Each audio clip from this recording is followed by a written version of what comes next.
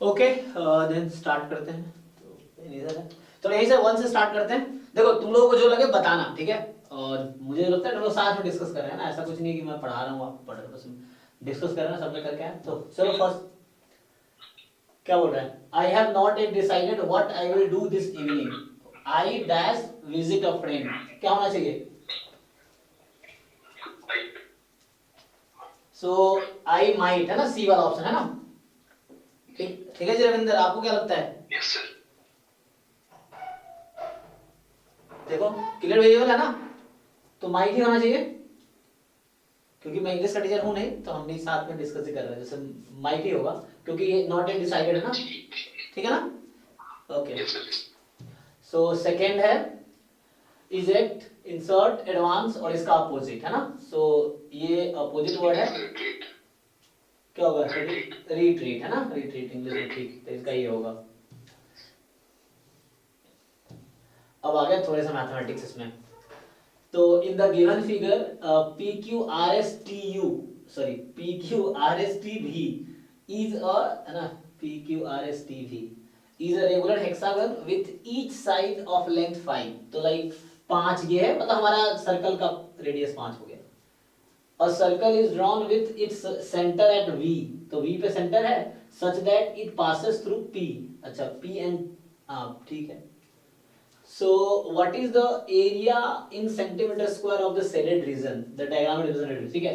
तो मुझे इसका एरिया निकालना है। तो क्लास 10th में था ना, क्या बोलते थे, सेक्टर सेगमेंट वाला टॉपिक में। Yes sir.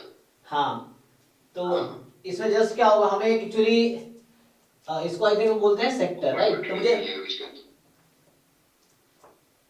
क्या देखो, ये 120 होता है, राइट। जैसे जैसे रेगुलर ट्रायंगल, रेगुलर ट्रायंगल का मतलब हो गया आइसो, सॉरी इक्विलैटरल ट्रायंगल, तो 60 होता है। रेगुलर क्वाड्रिलेटरल, इसको बोलते हैं हम लोग स्क्वायर, बोल दो, है ना। तो स्क्वायर में ईच एंगल 90 हो गया। अब ये क्या है, रेगुलर हेक्सागन। तो इस तरह से तुम फॉर्मूला लगाओगे तो ये तुम्हें पता है कि 120 एंगल है ये। तो 120 एंगल है, तो यहाँ से आंसर इसका आएगा। तो कहाँ सॉल्व करें, इसको हटाओ, यहाँ पे सॉल्व करते हैं।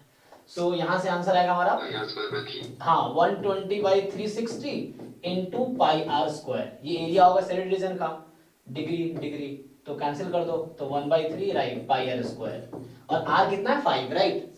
तो हो गया 25π/3, ठीक। तो ये है थर्ड क्वेश्चन। तो यहाँ से आंसर हमारा आया 25π/3, मतलब ए ऑप्शन हो गया, है ना। चलो अब ये इंग्लिश, ठीक है। सो अ डक नेम्ड, क्या है, Donald Duck says all ducks always lie, है ना, all ducks always lie, based only on the information above, which one of the following statement can be logically inferred with certainty। तो ये खुद एक duck है और ये खुद बोल रहा है कि all ducks always lie, okay.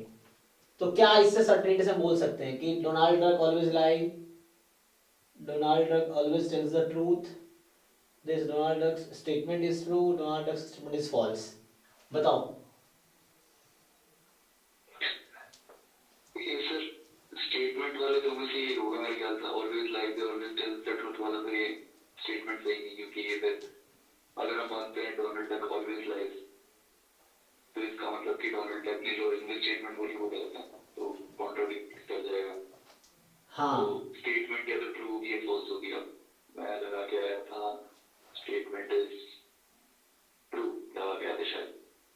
तो कहना तो ये देखो, डक, एक डक है जो बोल रहा है ऑल डक्स ऑलवेज लाई, तो या तो सच बोल रहा है या झूठ बोल रहा है, ये ना, मतलब ये खुद बोल रहा है कि डक्स लाई, तो कहना तो कॉन्ट्राडिक्टरी है, तुमने देखा ना, कॉन्ट्राडिक्टरी है। खुद डक बोल रहा है कि ऑल डक्स ऑलवेज लाई, तो अगर ये स्टेटमेंट ट्रू मान लेते हैं, मतलब वो भी झूठ बोल रहा है, इसका मतलब यही ना। अगर इस स्टेटमेंट को मैं सच मान लूं कि वो सच कह रहा है, मतलब statement is, this statement is correct, अगर, तो इसका मतलब वो भी तो डक है, तो झूठ बोल रहा है ना, इसका मतलब यही हुआ। हाँ, तो मेरे हिसाब से मैं डी लगा के आया हूं, मुझे लगता है डी सही है। लेकिन क्योंकि मैं भी श्योर नहीं, फिर मतलब इंग्लिश मेरी भी उतनी अच्छी नहीं जितनी आप लोगों की हो सकती है, तो मैं इंग्लिश की गारंटी नहीं देता, बट मुझे लगा कि डी सही है। ये लॉजिकल रीजनिंग था कि किस लेवल में इन्होंने लॉजिकल रीजनिंग वाला दौड़ डालते हैं, भाई एक लाइक क्यू पर्टिकुलर एप्लीकेशन वाले दौड़ होते हैं। हाँ, अरे रविंदर तुम तो कोई रिपोर्ट नहीं दे रहे यार, तुम्हारा आवाज ही नहीं आ रहा शायद। हेलो। हाँ हाँ हाँ, तुम्हें क्या लगता है? तुम्हारी आवाज बहुत शायद आज डी बोल रहे हो।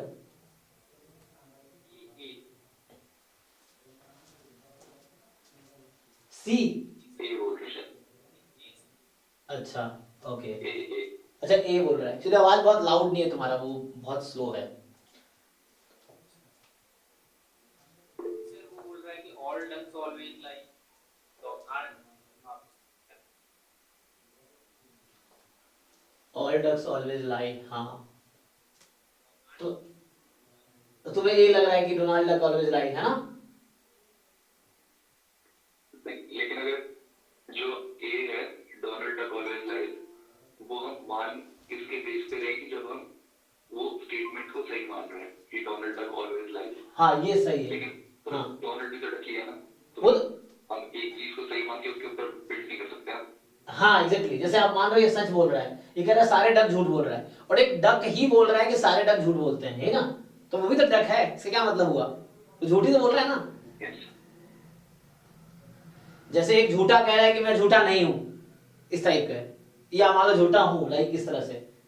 सो वो उस तरह का सीन हो गया कि एक झूठा आदमी है, वो कह रहा है मैं झूठा हूं, तो क्या समझोगे तुम?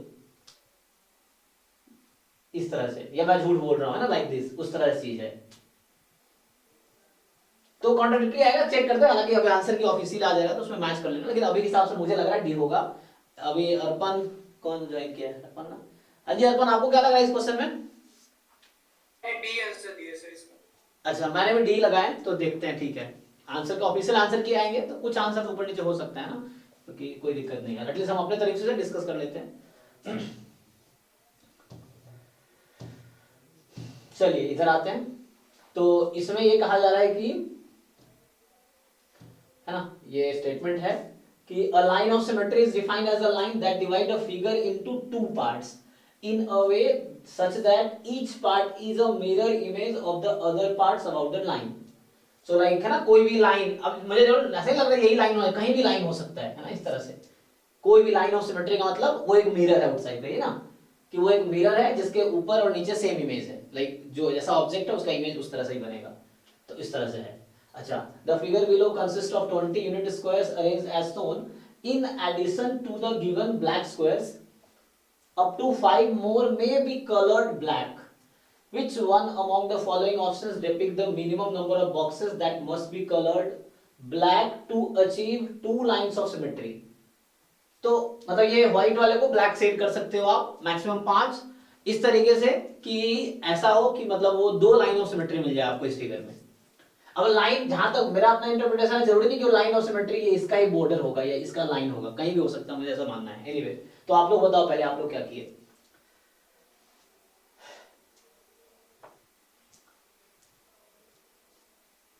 इसमें सर मैंने ये वाला किया, ए नहीं सॉरी सी डी और एफ। अच्छा, यहाँ ऑप्शंस हैं, डी देख लो, जी, चलो ये शायद अब दिखेगा थोड़ा, हाँ इस तरह से। C D F. C D F है क्या? सॉरी सी डी और जो एक अकेला आयशा जो दिखेगा। रुको रुको, अभी दिखेगा, चलो अब ये दिख रहा होगा क्लियरली, तो एटलीस्ट। नहीं वो पहले देखना, मैं करेक्ट सुन रहा हूँ। हाँ पहले, ठीक है, फिर तो इसको कर दो। हाँ, तो ये तो राउंड वाला कर लिए थे। सो ये था हमारा कि ये हम समझ गए, हमने पता फिगर पे आते हैं अब कि हम देखो, जैसे मैं मान देखो इसको लाइन ऑफ सिमेट्री ये वाली होने के लिए इधर उधर सेम दिखनी चाहिए, तो मुझे आई को कलर करनी पड़ेगी, राइट? आई को मुझे कलर करना पड़ेगा। तो एक मुझे लग रहा है ये लाइन ऑफ सिमेट्री तब होगी जब आई को कलर करना पड़ेगा, तो एक तो ये हो गया, और दूसरी लाइन ऑफ सिमेट्री मान लो इस बीच से पास कर रही है, ठीक है? मैं जैसे सोच रहा हूं, आप लोग अगर सोचे तो बताना आप लोग, ठीक है? तो मुझे लग रहा है कि इस तरीके से ये है, तो इसके ऊपर और नीचे सेम होने चाहिए, लेकिन आपने आई को सेट किया बिकॉज ये लाइन सिमेट्री हो, और दूसरी लाइन ऑफ सिमेट्री ये है। तो ऐसा कब होगा? जब ये दोनों सेटेड है। अब तो इसका ये दोनों क्या करना पड़ेगा? आपको सेट करना पड़ेगा। तो मेरे हिसाब से डी, सी और आई को सेट कर देंगे तो काम हो जाएगा। एक लाइन ऑफ सिमेट्री यहां मिलेगी, एक ये मिलेगी। आप लोग बताइए। यही लगा है। ठीक है ना, तो मैंने ये लगाया ना CDI, मतलब मेरे हिसाब से। बाकी और किसी का कुछ अलग आंसर हो तो आप बता सकते हो। CDI CDI, हाँ CDI से हाँ CDI होगा। ठीक है ना। अगर CDI को आप कलर करेंगे तो एक लाइन ऑफ सिमेट्री ये है और दूसरी लाइन ऑफ सिमेट्री इसके बीच से पास कर रही है, मतलब इसके बीच से पास कर रही है, ये बोल रहा हूं कि दूसरी लाइन ऑफ सिमेट्री इस बीच से पास कर रही है, ये बीच से, इन दोनों, ये बॉक्स का मिड पॉइंट समझ लो।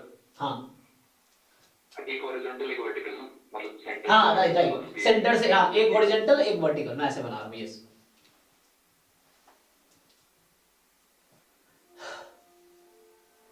ओके। तो अब क्या करते हैं, तो अभी आंसर इसका CDI होना चाहिए। ओके, अब नेक्स्ट है based only on the truth of statement. Truth of statement, तो स्टेटमेंट देखते हैं। सम ह्यूमंस आर इंटेलिजेंट, ये स्टेटमेंट है, इसका ट्रूथ मतलब हम इसको सही मानेंगे स्टेटमेंट को। तो क्या बोल रहा है स्टेटमेंट, क्या है, सम ह्यूमन है ना, some humans are intelligent, so which one of the following options can be logically inferred with certainty. तो कह रहा है कि नो ह्यूमन इंटेलिजेंट, ऐसा तो कहा नहीं इसने। ऑल ह्यूमन साइडेड, ऐसा भी नहीं कहा उसने, सम कहा है, not all. Some non humans are intelligent, some human intelligent है, तो ऐसा सिर्फ ओनली बेस्ड ऑन दिस हमें डिसाइड करना है, इसका बाहर नहीं सोचना हमें। तो इसने कहा है कुछ ह्यूमन इंटेलिजेंट है, तो ऐसा नहीं कहा कि जो ह्यूमन नहीं है वो इंटेलिजेंट है, ऐसा तो कोई कहा नहीं इसने। सम इंटेलिजेंट बीइंग्स आर ह्यूमन, तो जैसे मैं अभी इंटरप्रेट कर रहा हूँ सिंपली दिख रहा होगा, डी मेरे हिसाब से सही होगा। आप लोग क्या लग रहा है, ठीक है? Yes sir, D. हाँ चलिए इसमें आते हैं, तो पहले इसको समझ लेते हैं, इसका क्या है जूम इन जूम आउट का। तो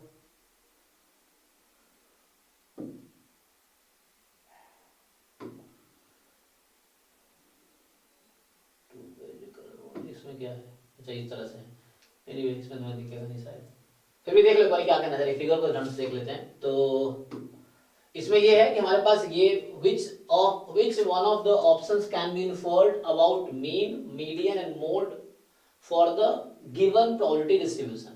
probability mass function है, PMF है, चलो हमसे रिलेटेड ये। ओके, सो देखो होगा क्या, सबसे पहले चलो मोड की बात करते हैं, सिंपल। सबसे मोड का मतलब, मोड का ऐसा जनरल डेफिनेशन आप लोग क्या जानते हो कि मीन मीडियन मोड का मतलब क्या होता है, प्रोबेबिलिटी डिस्ट्रीब्यूशन में या इन जनरल किसी भी डेटा में, हाईएस्ट फ्रीक्वेंसी। हाँ हाईएस्ट फ्रीक्वेंसी। तो आप इसमें देखो किस कौन सा नंबर एक्स एक्सिस पे है जिसकी फ्रीक्वेंसी हाईएस्ट है, 13 के पास है, मतलब 13 ही है एक्चुअली वो, मतलब उन्होंने एक बॉक्स को एक नंबर नाम दिया है ना। तो हमारा जो मैं अगर प्रोबेबिलिटी के सेंस में बोलूं, सपोर्ट बोलते हैं या रेंज बोलते हैं रैंडम वेरिएबल का, तो रैंडम वेरिएबल का रेंज क्या है, 1 3 5 7 9 11 13 15 17, और ये डाटा नेगेटिव में भी है, -1 -3 -5 -7 -9 -11 -13 -15 -11 17 -18, सॉरी 18 भी है यहाँ पे, तो -18 से +18 में है, जीरो नहीं है इसमें, ठीक है?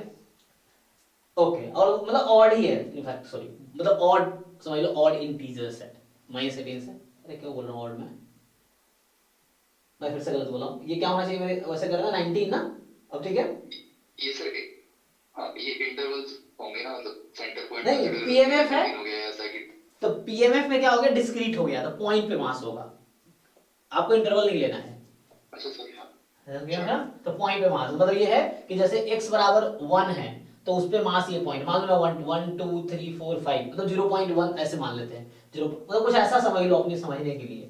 तो लाइक 1 पे इतना मास है, ये जो भी आएगी, फिर है ना 1 पे इतना है, -1 पे उतना ही मास इक्वल है, जो भी है, मान लो 0.1 0.1 ऐसा कुछ एज्यूम कर लो, 0 पॉइंट समथिंग होगा, सम टोटल 1 होगा एक्चुअली, PMF है तो सम करने पे टोटल 1 आएगा। तो फिर मुझे बस देखना पड़ेगा यूनिट मान के कि x हो गया, तो फॉर एग्जांपल x मतलब कुछ भी ले लो, for example p 1 2 3 4 4 p type का, p कोई नंबर होगा, पता नहीं क्या 0 1 के बीच है, वो निकाल सकते हैं हम लोग, तो जरूरत नहीं पड़ेगी मुझे लगता है उसकी, डायरेक्टली हम बता पाएंगे। तो देखो कहने का मतलब ये है कि मोड हमें क्या लग रहा है, 13 एंड -13, तो बाई मॉडल बोलते हैं डेटा कि 2 मोड आता है। बाकी लोग भी बताओ भाई क्या लग रहा है तुम लोगों को, मोड क्या होगा इस डेटा में, इस PMF में? मॉडल्स। हाँ मतलब 2 मोड हो गए ना, एक हो गया 13, एक हो गया -13, ठीक है? ओके, अब आते हैं हम मीन पे। तो मीन क्या आएगा, इसका क्या लग रहा है आपको? 0। क्या ये सिमेट्रिक है? यस, इस लाइन के अबाउट। तो जब आप मीन फाइंड करेंगे 0 आएगा, ठीक, क्योंकि जो भी नंबर होगा, लाइक सपोज यहाँ पे p1 इंटू 1, फिर माइनस p1 इंटू -1, मतलब सॉरी समेशन xi pi ना, तो 1 into p1 plus 1 into -1 into p1, तो 0 हो गया। इस तरह से करेगा 0 हो जाएगा, तो मीन इज 0। ओके, तो देखो इस अभी मोड और मीन से हम डिसाइड कर सकते हैं कौन सा ऑप्शन आउट हो गया। जैसे बोल रहा है कि मीन और मोड तीनों इक्वल है, तो बी तो ऐसे आउट हो गया है ना। ये बोल रहा है मीन मोड डिफरेंट है, तो ये हो सकता है, हमने मीन मोड निकाला ना, हाँ तो हो सकता है, श्योर नहीं बोल रहे हैं हम, हो सकता है। तो मीन और मोड तो डिफरेंट है। अब मीडियन पे आते हैं, तो मीडियन क्या होगा? अब यहाँ बताओ डेटा मीडियन क्या है। तो मीडियन क्या होता है? जिस नंबर के उससे आगे की प्रोबेबिलिटी हाफ हो, उसके पीछे की प्रोबेबिलिटी भी हाफ हो, तो ऐसा कौन सा नंबर है? आधा आधा वाला 0 ही होगा मेरे पे, 0 है ना। 0 से आगे तुम कि x की वैल्यू 0 से ज्यादा ले लो तो प्रोबेबिलिटी हाफ आएगी, और 0 के पीछे और हाफ आएगी। तो मीन भी 0 आया, मीडियन भी 0 आया, मोड हमारा 13 है, -13 है। तो बताओ अब क्या सही लग रहा है? ए, ठीक है। तो मीन मीडियन इक्वल है 0 0, और ये 13 है -13, तो डिफरेंट है। तो हमें हमारे अकॉर्डिंग ए होना चाहिए। किसी और को कुछ लगता है तो बताइए। चलिए, तो आते हैं 8 पे। चलो पहले स्टेटमेंट पढ़ लेते हैं, फिर बात करेंगे। जो क्या बोल रहा है, the James Webb telescope, okay, recently launched in space is giving humankind unprecedented access to the depth of time by imaging, है ना, सॉरी, हाँ, by imaging very old stars formed almost 13 billion years ago। अगर तुम लोग भी पढ़ लो तो कह रहा है कि astrophysicists and seismologists believe that this odyssey in space may even shed light on the existence of dark matter. Dark matter is supposed to interact only via the gravitational interaction and not through the electromagnetic, क्या आगे dash, the weak और, है ना, और the strong interaction, मतलब चाहे electromagnetic interaction या weak interaction या स्ट्रॉन्ग इंटरेक्शन, इसके through it will not interact ना, नहीं करता है, हाँ, नॉट इंटरेक्ट, हाँ, interact only through gravitational interaction. तो this may justify the epithet dark in dark matter. Okay, so एक बार आप पढ़ लो। कह रहा है कि based on the above paragraph which one of the following statement is false. कौन सा फॉल्स है? तो 3 ट्रू होगा, एक कोई गलत होगा। चलो पहले की बात करते हैं। So no other telescope has captured, ठीक है, no other telescope has captured image of stars older than those captured by the James Webb telescope. Humankind unprecedented access to the depth of time, है ना? तो इसका मतलब क्या हुआ? इससे पहले किसी ने एक्सेस नहीं किया। हाँ, तो मतलब ये स्टेटमेंट ट्रू है, हमें फॉल्स चुनना है। Okay, people other than astrophysicists and seismologists may also believe in the existence of dark matter. People other than astrophysicists and seismologists may also believe in the existence of dark matter। तो यहाँ क्या कह रहा था? Astrophysicists and cosmologists believe that this obsessive, तो वो believe करते हैं ऐसा है कि may even be a shed light on the existence of the dark matter, but बाकी लोग बिलीव कर सकते हैं, yes or no? Yes sir. Yes, तो this is true। Okay, the James Webb Telescope could be of use in the research on dark matter। तो ये research dark matter research पे काम आ सकता है। This may justify the epithet dark in the dark matter। Okay, dark matter dark को define कर सकता है. Okay, depth of the time by measuring this. Okay, तो ठीक है. So I think this is also fine. If dark matter was known to interact via strong interaction, then the emitted dark would be justified. तो last line पढ़ो, clear हो जाएगा, है ना? Sir ये गलत है. ये गलत है ना? इसने कहा not through the strong interaction, but इसका है strong interaction. Okay. Last option ये होगा. So last option is, हमें false चुनना था, तो last option ही false है. Okay. तो फाइन, D इज फॉल्स. चलिए, ये तो इजी सा लगा मुझे, मतलब थोड़ा सा मैथमेटिकल है, मतलब वो होता है ना फ्रैक्शन, लाइक न्यूमरेटर ज्यादा है डिनोमिनेटर कम है, तो न्यूमरेटर ज्यादा है तो 1 से ज्यादा है, और अगर डिनोमिनेटर न्यूमरेटर ज्यादा है तो 1 से कम है, तो उससे डिव कर सकते थे. जैसे log AC है तो इसको log A upon log C लिख सकते हो. You can take the common base whatever you want. तो मान लो 10 ले लो फॉर एग्जांपल, या कुछ भी ले लो जो समझ आता है, कॉमन बेस. ठीक है, देखो, ठीक है. तो log A upon log C, log A upon log B, log B upon log A, log C upon log A. तो नोट कर सकते हैं A है बेस में, तो इसके डिनोमिनेटर में log A है. यहाँ दोनों, यहाँ ऊपर A है ना? तो यहाँ डिनोमिनेटर में A है और यहाँ न्यूमरेटर में A है, मतलब फ्रैक्शन में लिखूंगा तो. सो चेक कर लेते हैं.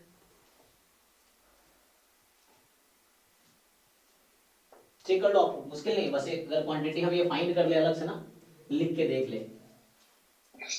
तो हो जाएगा. log AC बड़ा होगा log CA से. हाँ, सिंपली यहाँ देख लेते हैं. चलो, सी ए से बहुत ज्यादा है, तो log A सी ए जो होगा 1 से ज्यादा होगा, ये तो पक्का है, और ये 1 से कम होगा. log CA कम होगा. हाँ, क्योंकि ये डिनोमिनेटर में आएगा log C, तो log C बड़ा है तो ये छोटा है, तो log CA छोटा है, मतलब log CA ये वाला लार्जर है इससे. log CA this is more then this, तो देख लो log CA मोर देन यहाँ कह रहा है, log CA यहाँ यूज ही नहीं किया, log CA more than this is also fine. log CA more than, सब यही कह रहा है. ओके, यहाँ तक ओके है, ठीक है ना? तो अब यहाँ बस BC लगा दिया इसने, तो ये तो ऐसे आउट हो जाएगा शायद, क्योंकि ये कैसे आउट हो जाएगा, देखो ये log A upon log B है और ये log C upon log B है, तो log B कॉमन है डिनोमिनेटर में, तो AC में कंपेयर कर लो. C ज्यादा है, हाँ C ज्यादा है ऐसे. ओके, तो this is fine here, but यहाँ पे देख सकते हैं इधर कंपैरिजन वो है. कैसे करने पड़ेंगे सर? हाँ, इन दोनों में कंपैरिजन करने करना पड़ेंगे सर.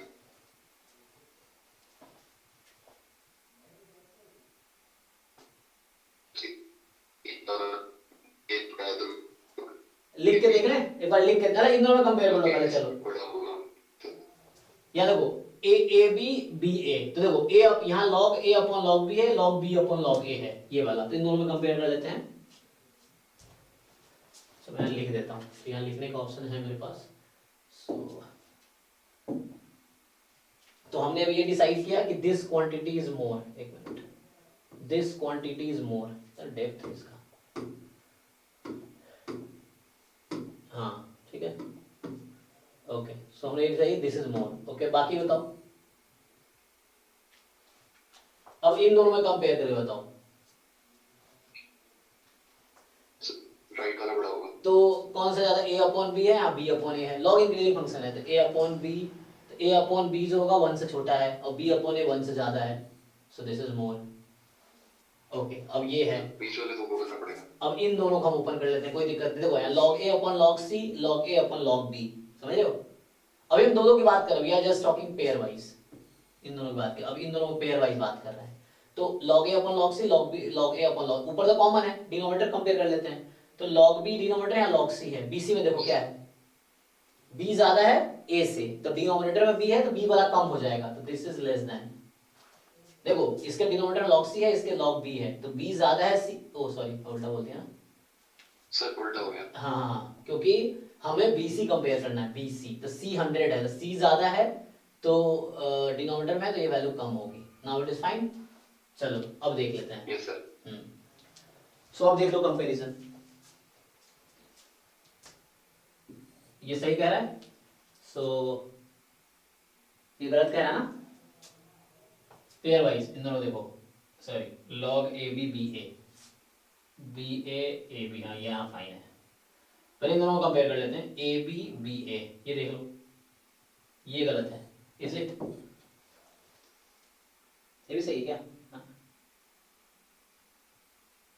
ये बीच वाले से एलिमिनेट होंगे सर, ऊपर वालों से नहीं होते थे, मुझे एक ही ऑप्शन था तो ए बी बी ए, सो हाँ ठीक है ना, यहाँ देखो जो बी ए था ए बी से, B A is more than A B, यहाँ बोल रहा है कि B A is less than, तो ये आउट हो गया।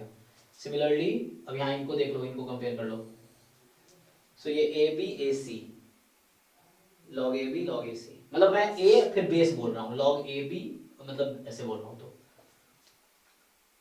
ए बी और लॉग ए सी ए। अच्छा इनका भी कंपेरिजन किया ही नहीं हमने, तो करना पड़ेगा एनीवे। यहाँ पे देखो, सो इन दोनों कंपेरिजन में लगता है करना पड़ेगा, ए B A C.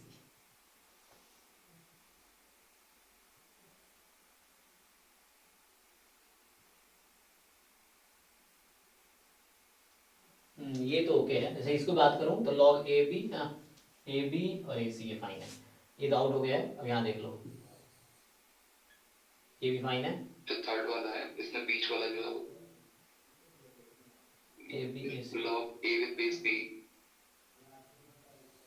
B A C B A, भी छोटा कर दिया इसने, तो ये तो आउट हो गया, देखो ये वाला आउट हो गया, ठीक है। तो अब आपको डिसाइड करना है, तो ये यहाँ आउट हो गया, लॉग ए बी छोटा कर दिया, बट यहाँ ए बी तो बड़ा था सी ए से, मतलब एक सी से, ओके। तो ये आउट हो गया, दोनों आउट हो गया। अब आपको देखना है, अब हमारे पास या तो ए ट्रू होंगे, है ना, या सी ट्रू होंगे, तो कौन डिसाइड करेगा?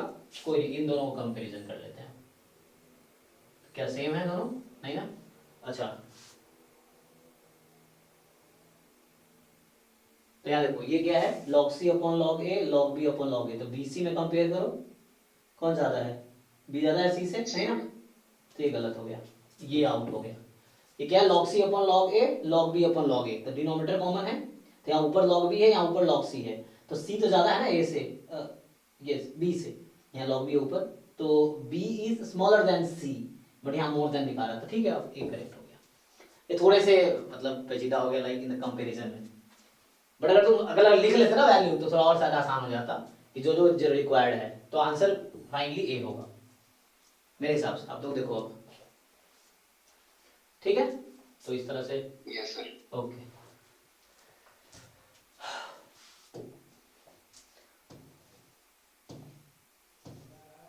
तो लास्ट क्वेश्चन है इस वाले सेक्शन का, चलो। तो कह रहे कि a square of side length 4 4 4, the boundary of the shaded region is defined by one semicircle on the top, two circular arcs at the bottom, each radius 2 cm। तो इसका रेडियस 2 है, रेडियस 2 है, यहाँ भी अगर तुम एक लाइन ड्रॉ कर दो तो देखो, सिमेट्री का पूरा, हाँ एक्चुअली क्या है ना, ये क्या है यहाँ पे कि अगर आप बात करो, ये इस तरह से है और ये इस तरह से है, सॉरी मैं थोड़ा वहाँ पहुँचा दिया, ये इस तरह से होगा, ठीक है ना, यहाँ आएगा, मतलब डी नीचे आएगा, बराबर है, ठीक है ना। सो ये क्या है, इसको तुम उठा के यहाँ ले आओ और इसको उठा के, मतलब ऐसा हो गया, सॉरी, इसको उठा के यहाँ ले जाओ और इसको यहाँ ले जाओ, ठीक है ना। तो इस शेडेड रीजन को उठा के मैं यहाँ ले आया और इस शेडेड को उठा के यहाँ ले आया, तो शेडेड रीजन अब क्या बना रहा है, कंप्लीट हो गए, ये न्यूट्रल हो गई, हाँ ये सेमी सर्कल हो गया ना। अब मतलब इसको उठा के हम यहाँ ले आए, मतलब इसको उठा के इधर ले आए और इसको उठा के इधर ले आए, तो इसको उठा के यहाँ रख दो और इसको उठा के यहाँ रख दो, तो ये खाली हो गया नीचे वाला और ऊपर भर गया, तो लाइक सॉरी ये हाफ स्क्वायर का हाफ हो गया, सॉरी मतलब upper half of the square, तो स्क्वायर का एरिया कितना है, मतलब हो गया ना, और ए स्क्वायर, हाँ 16, 4 इंटू 4 16, तो आधा हो गया, 4 इंटू 2 8 हो गया, तो इसका आंसर 8 होगा। और भी तरीके हो सकते हैं, तुम अलग से निकालो पूरे का एरिया, घटाओ इसको, तरीके कई सारे और भी आपके जो भी अप्रोच है वो भी हो सकते हैं, बट यहाँ पे मैं क्या करूँ, मैं जस्ट शिफ्ट कर दिया, इसको उठा के यहाँ रख दिया, इसको उठा के यहाँ रख दिया, तो ये पूरा शेडेड रीजन हाफ हो गया स्क्वायर, तो आंसर 8 है इसका, 1 करेक्ट होगा इसका, इसमें 8, ओके। तो अब तो ये रहा एप्टीट्यूड पोर्शन, अब आते हैं इधर हम, चलो मैथ्स वाले भी करते हैं, ये सब इजी है, सब क्लास 12 में किया हमने, ये तो इस तरह क्वेश्चन। कि the area of the region bounded by parabola x बराबर minus y square and y बराबर x प्लस 2। ये सॉल्व करो या हो गया आप लोगों से? हो जाएगा। इजी है ना काफी, मतलब ग्राफ बनाने हैं, बीच का एरिया देखना है। जैसे मैं अगर यहाँ देखो ये भी ट्राई करते हैं, तो मैं अगर ग्राफ बनाऊं, चलो मान लो ये लाइन है, तो अब क्या होगा, x बराबर माइनस वाई y बराबर माइनस x, तो ऐसे इधर मुझे ऐसे बनाना था, उस साइड बनेगा क्या? हाँ इसीलिए ऐसे बनाते हैं। तो ये मान लो ओरिजिन यहाँ है, तो ये इधर जाएगा, इस तरह से कुछ रफली बना लेते हैं। और y बराबर x प्लस 2 है, तो x जब 0 है तो y 2 है, फॉर एग्जाम्पल y 2 यहाँ मान लो, और y जब 0 है तो x माइनस 2 है, ऐसे बनाओ रफली। तो इस तरह से आ गया, ये कहीं काट देगा मान लो, रफली ऐसा मान लिया। ओके, तो हमें ये इंटरसेक्शन पॉइंट जानना पड़ेगा क्या है, ये इंटरसेक्शन पॉइंट जानना पड़ेगा क्या है, बस उससे काम हो जाएगा। तो अब हमारा ये शेडेड रीजन हो गया, ठीक है, ये होगा। सो हमें जो एरिया निकालना है वो ये है, ठीक है। तो हमें क्या करना है, शेडेड रीजन मेरा ये वाला है, this is the shaded region, ठीक है। अब तो हो जाएगा। तो एरिया क्या होगा, अगर डबल इंटीग्रेशन करना डबल से कर लो, सिंगल से करना सिंगल से कर लो। तो dx, देखो कोशिश हम यहाँ ये लेना चाहेंगे, हॉरिजॉन्टल से स्टार्ट करते हैं, इससे पूरा कवर हो जाएगा। So first I am taking dx then dy। तो x यही 12 में होते हैं, तो हम क्या करते हैं, जस्ट है ना, एक सिंगल इंटीग्रेशन से कर सकते हैं, बात बराबर ही है। तो ये देख लो, इधर x की वैल्यू क्या है, तो इधर x की वैल्यू है, x की वैल्यू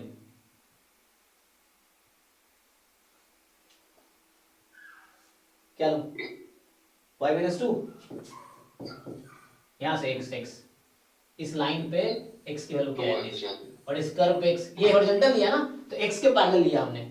तो देखते हैं ये जो कर्व है, ये इस पे इधर x क्या है और इधर x क्या है, इस कर्व में x क्या है, कहां से कहां तक जा रही है। तो इधर x क्या है, इस कर्व में x की वैल्यू है माइनस वाई स्क्वायर ना, तो माइनस वाई स्क्वायर तक। तो एक हमने हॉरिजॉन्टल लाइक एक स्लाइस लिया, तो इसका देख रहे हैं लेफ्ट बाउंड्री किस कर्व को टच कर रही है और राइट एंड किस कर्व को टच कर रही है, वहां x ले लिया।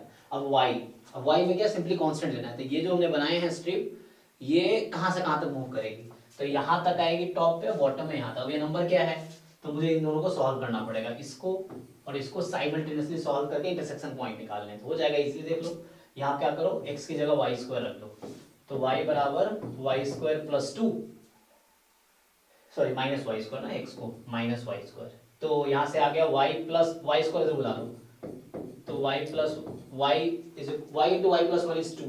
अब इसको मैं लिख सकता हूँ 2 इंटू 1, लेकिन यहाँ पे बड़ा तो ये है, ओके, तो 1 इंटू 2 है ना, तो 1 इंटू 2 लिखो, हाँ, या minus 2 into minus 1, this 2a। तो y कैन बी 1 और y कैन बी माइनस 2, ठीक है। आपको मिल गया इंटरसेक्शन पॉइंट, यहाँ 1 है और यहाँ माइनस 2 है, तो इसका होगा माइनस 2 से 1, और इसको इंटीग्रेट कर लो। तो इंटीग्रेट करते हो क्या आता है, हालांकि मेरे पास होगा आंसर इसका। सो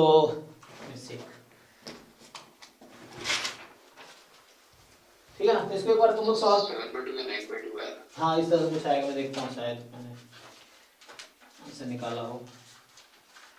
तो इसका आएगा तुम्हारा, अच्छा सॉल्व में आएगा नहीं, हाँ नहीं कैसे, 7/2 या 9/2 है। हाँ उस तरह कुछ आएगा, चलो देख रहे हैं जो भी आएगा। तो बस इंटीग्रेट करके आप इंटीग्रेट कर लो जो भी है, इसमें निकाला मैंने भी नहीं है, मुझे लगा मैंने किया होगा। सो ठीक है, अब इंटीग्रेट करना वो आप कर लोगे। तो आगे बढ़ते हैं, यहाँ पे आओ 12th, ये कह रहा है कि A B 3x3 real matrix having eigenvalues this B आपके पास ये है identity matrix, I identity matrix है, तो फॉर एक्सपेरिमेंट ट्रू। तो देखो तुम्हारे पास क्या है, ए की आइगन वैल्यूज पता है आपको, ये ए की है, तो मुझे बी की आइगन वैल्यू चाहिए। तो जब ये क्या है ना, तुम्हें पता होगा एक चीज कि like every matrix satisfies its characteristic polymorph, Cayley Hamilton theorem. तो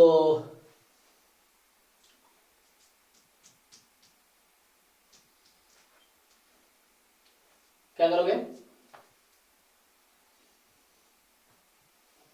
नहीं किया सर, नहीं किया, देखो तो इसमें क्या है ना, ये a square 2a i is like 1, ठीक है। तो उसमें क्या करो, a की जगह 1 रख दो, तो 1 रख, मतलब मैं करस्पॉन्डिंग आइगन वैल्यू फाइंड कर रहा हूँ। ए के करस्पॉन्डिंग है 1 0 माइनस 1। अब मैं बी के करस्पॉन्डिंग आइगन वैल्यू निकाल रहा हूँ, तो यहाँ पुट करो। सो पुट करोगे तो 1 स्क्वायर प्लस 2 इंटू 1 प्लस 1 कितना आ गया, 1 प्लस 2 प्लस 1 4। ओके, अब जीरो रखो, ए की जगह जीरो, ए की जगह जीरो, आई का मतलब फिक्स है 1। ये कुछ ऐसा तुम्हें दिखना चाहिए, मैं ये कहना चाह रहा हूँ x square plus 2x plus 1 इस टाइप से। तो x की ये वैल्यूज हैं, ये समझ लो। तो पुट करो, तो अभी देखते हैं क्या आता है। तो यहाँ से आ जाएगा 1 और इससे आ जाएगा 1 प्लस 2 प्लस 1 कितना, सॉरी 1 माइनस 2 प्लस 1 0। ओके, तो ये बी करस्पॉन्डिंग आ गई। अब इससे तुम्हें बनाने एक पॉलिनोमियल, तो क्या बनेगा देखो, बनेगा x minus 4 x minus 1 x minus 0। अब ये देखो ये कौन सा है वो देख लेना है बस। तो x बाहर, ये हो गया x square minus 5x plus 4। तो ये तुम्हारा आ गया final answer x cube minus 5x square plus 4x। देखो कौन सा है, इक्वल टू 0 हो जाएगा।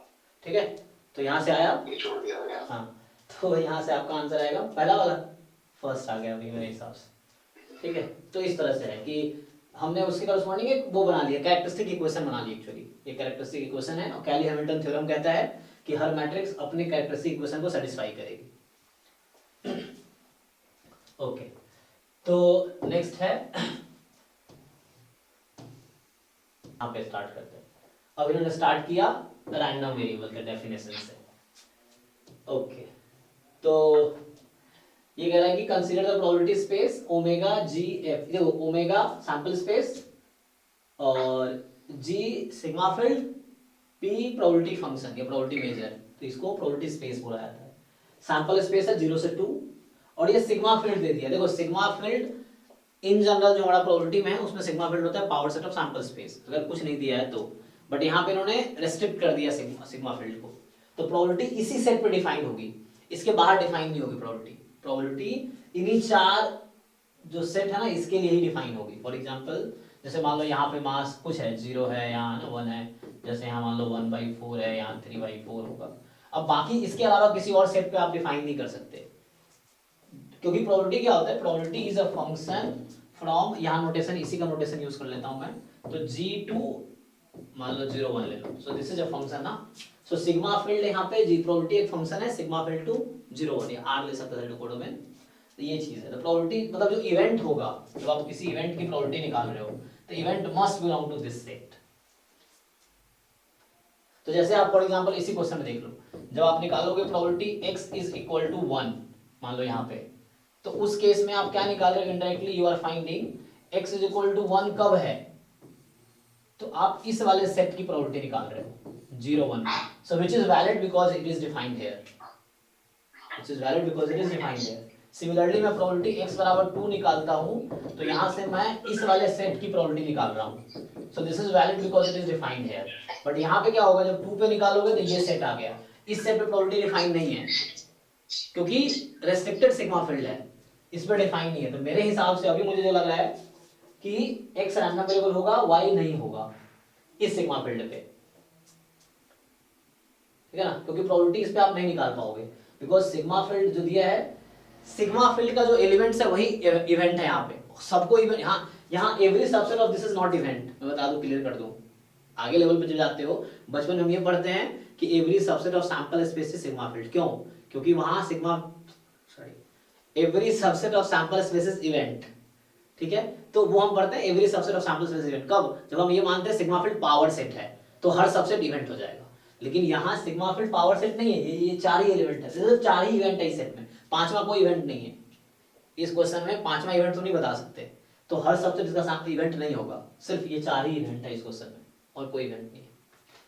तो एनीवे कहने का मतलब ये y रैंडम वेरिएबल नहीं होगा अभी के अकॉर्डिंग, एंड तो क्या आंसर होना चाहिए, x is random variable, y is not,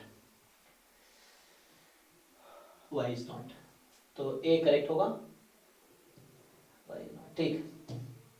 बाकी लोग भी कुछ बोलना चाहो तो बोलना, आपके पास आजादी है। देखिए तो ये सब थोड़े से डिफरेंट ट्रेंड में क्वेश्चन थे, देख लो इसको भी देख लेते हैं। तो अब यहाँ कह रहा है कि हम ये नोटेशन जानते हैं कि जो फाई है denote the Komal CDF of standard normal random variable, ये हम लोग यूज भी किया काफी।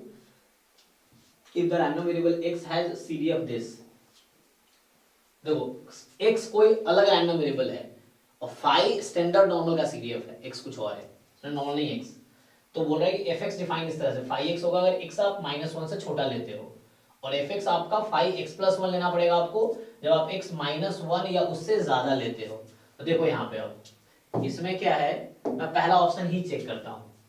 तो जब मैं पहला ऑप्शन चेक करता हूँ तो क्या बोल रहा है, तो इसको मैं क्या लिख सकता हूँ, क्या मैं इसको लिख सकता हूँ CDF, चलो एक यहाँ ही लगा है, मैं उस नोटेशन को यूज कर रहा हूँ, at -1, so I can write this by definition of CDF, ठीक है, बाय डेफिनेशन ऑफ CDF। अच्छा अब बताओ, तुम ये देख के बताओ मैं कौन सा यूज करूँ, ये वाला यूज करो, ये वाला, मतलब ऊपर वाला या नीचे वाला, कौन सा यूज होगा? नीचे वाला, नीचे वाला, नीचे वाला है ना। आपको देखना है कि ये x क्या है, इस x पे डिपेंड कर रहा है चीजें। तो ये x यहाँ पे क्या है -1, तो आपको ये यूज कर, ये यूज करो, तो हम देखेंगे -1 किस कैटेगरी में है, इस कैटेगरी में है या इस कैटेगरी में, तो ये इस कैटेगरी में, तो मुझे ये यूज करना पड़ेगा। दिस इज फाई -1 + 1 हो गया फाई 0। और हम लोग स्टैंडर्ड नॉर्मल की प्रॉपर्टी जानते हैं, standard normal random variable is symmetric about 0, तो उस पे CDF की वैल्यू हाफ होती है। आंसर इज हाफ, तो पहला ऑप्शन ही करेक्ट है।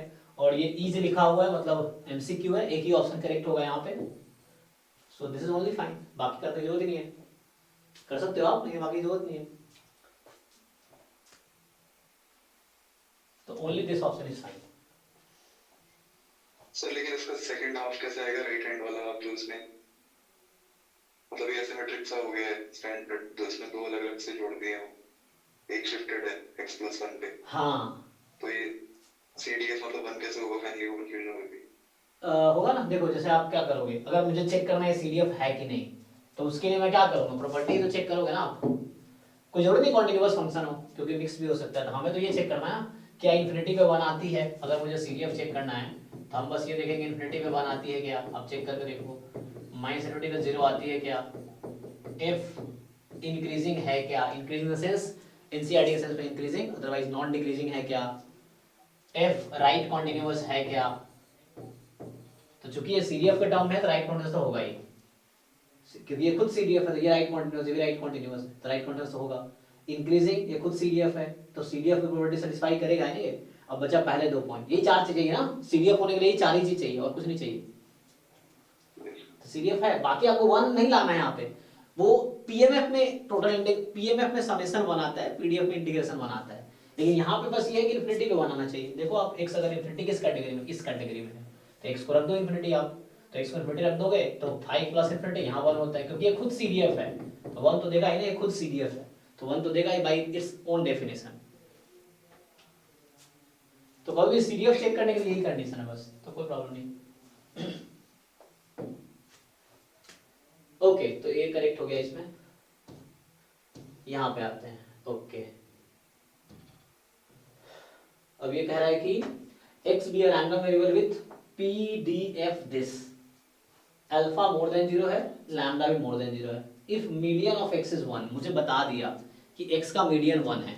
ओके तो मीडियन का डेफिनेशन यूज कर लेते हैं। तो जब मीडियन का डेफिनेशन यूज करेंगे तो मीडियन क्या होता है बताओ आप लोग, यहाँ क्या मतलब होगा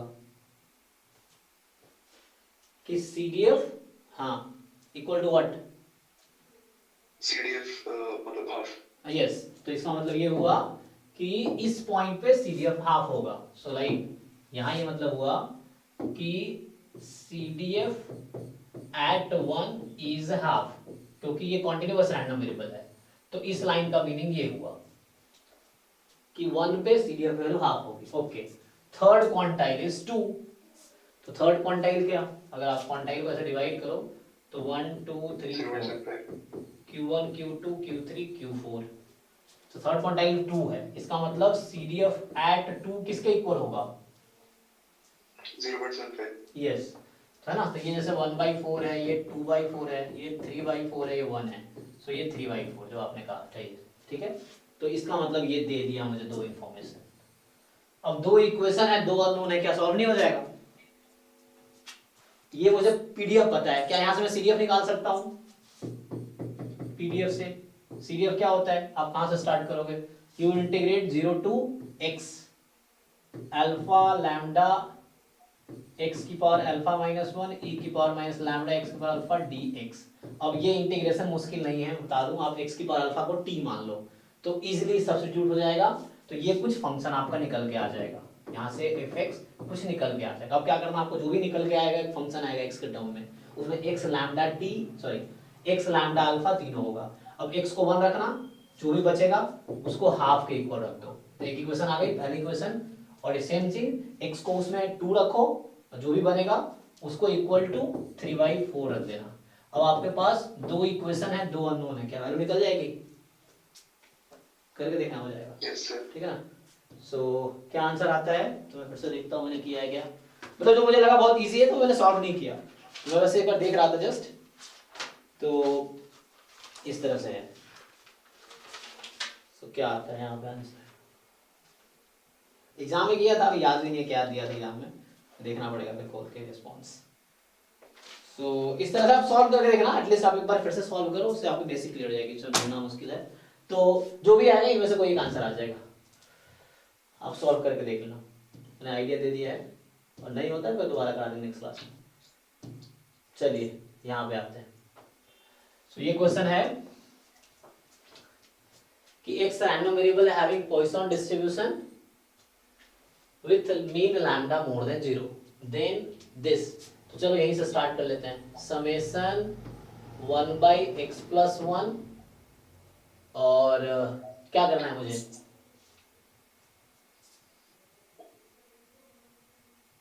पॉइसन डिस्ट्रीब्यूशन का, हाँ पीएमएफ, e की पावर माइनस लैम्डा लैम्डा की power x upon x factorial.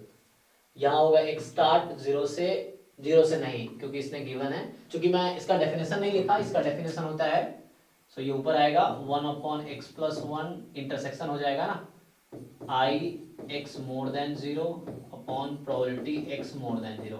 देखो कंडीशनल प्रोबेबिलिटी आप लोग जानते हो ना, कंडीशनल प्रोबेबिलिटी में क्या होता है ना, जॉइंट अपॉन दिस, तो यहाँ पे तो दिस इंटरसेक्शन दिस यही लिखा हुआ है यहाँ पे एक्चुअली, तो ये आएगा this time i of this and तो यहाँ क्या नोट करने का मतलब है इंटरसेक्शन, और इसका इंटीग्रेशन होगा, मतलब सॉरी ये इंटीग्रेशन तो x बराबर, मतलब यही करने का, मतलब 1 से इंफिनिटी हो जाएगी, बाकी पे 0 हो जाएगी, चाहो तो 0 से कर लो, बाद में वो 1 कर देगा, तो एनीवे ये कट के ये 1 रख दो और 1 से इंफिनिटी, यही मैं यहाँ कर रहा था, कुछ और नहीं करना। और अब 1 में करना पड़ेगा प्रोबेबिलिटी मोर देन 0, जो गिवन है इसकी वजह से गिवन है ना, तो अब 1 में आएगा ये।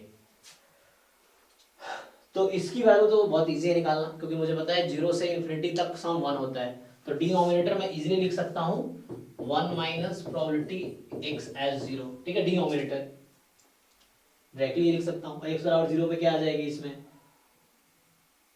क्या आती है, सर ये मल्टीप्लाई करना पड़ेगा ना, हाँ वो तो ऊपर वाला भी लिखेंगे समेशन, तो ये यहाँ पे x फ्रॉम 0 से इंफिनिटी न्यूमरेटर लिख रहा हूँ मैं, तो ये कि e की पावर माइनस लैम्डा लैम्डा की power x upon x plus 1 factorial, ये न्यूमरेटर है और ये वाला डिनोमिनेटर यहाँ लिख रहा हूँ, तो ये इक्वल टू, लगा मुझे इधर सॉल्व करना चाहिए, देखो तो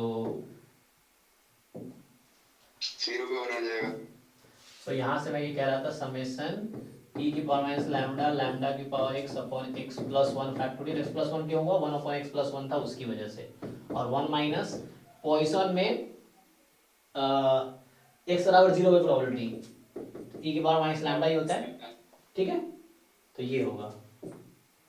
अच्छा चलो थोड़ा सिंप्लीफाई कर लेते हैं, तो यहाँ x की वैल्यू 1 से इंफिनिटी होगी, नॉट 0 से, क्योंकि वो मोर देन था, मोर देन 0, यहाँ मैंने गलत लिखा होगा तो यहाँ थोड़ा गलत लिख दिया, ये 1 से स्टार्ट होगा, स्ट्रिक्टली मोर देन 0 है ना, स्ट्रिक्टली मोर देन 0, यहाँ पे गलत लिखा मैंने, समझ रहे हो ना, इंटरसेक्शन है, गिवन होता है a intersection b upon p a, मतलब p probability of a given b, conditional probability a intersection b upon b ना, तो ये इंटरसेक्शन है उसके साथ, तो यहाँ 1 से स्टार्ट होगा, 0 इंक्लूडेड नहीं है, इसीलिए क्या 1 से स्टार्ट होगा।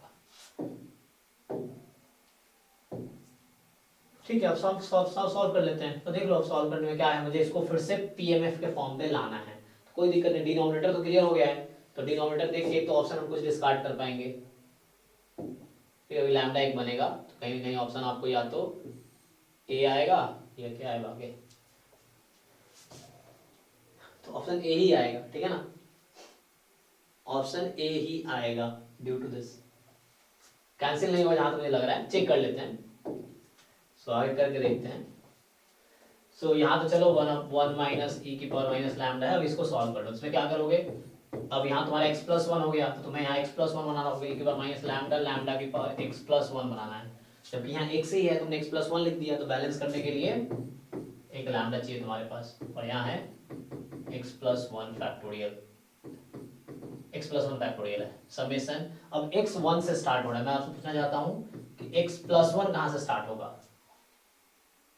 x 1 से स्टार्ट हो रहा है ना, 2 से, तो x प्लस 1 2 से स्टार्ट होकर इन्फिनिटी तक जाएगी।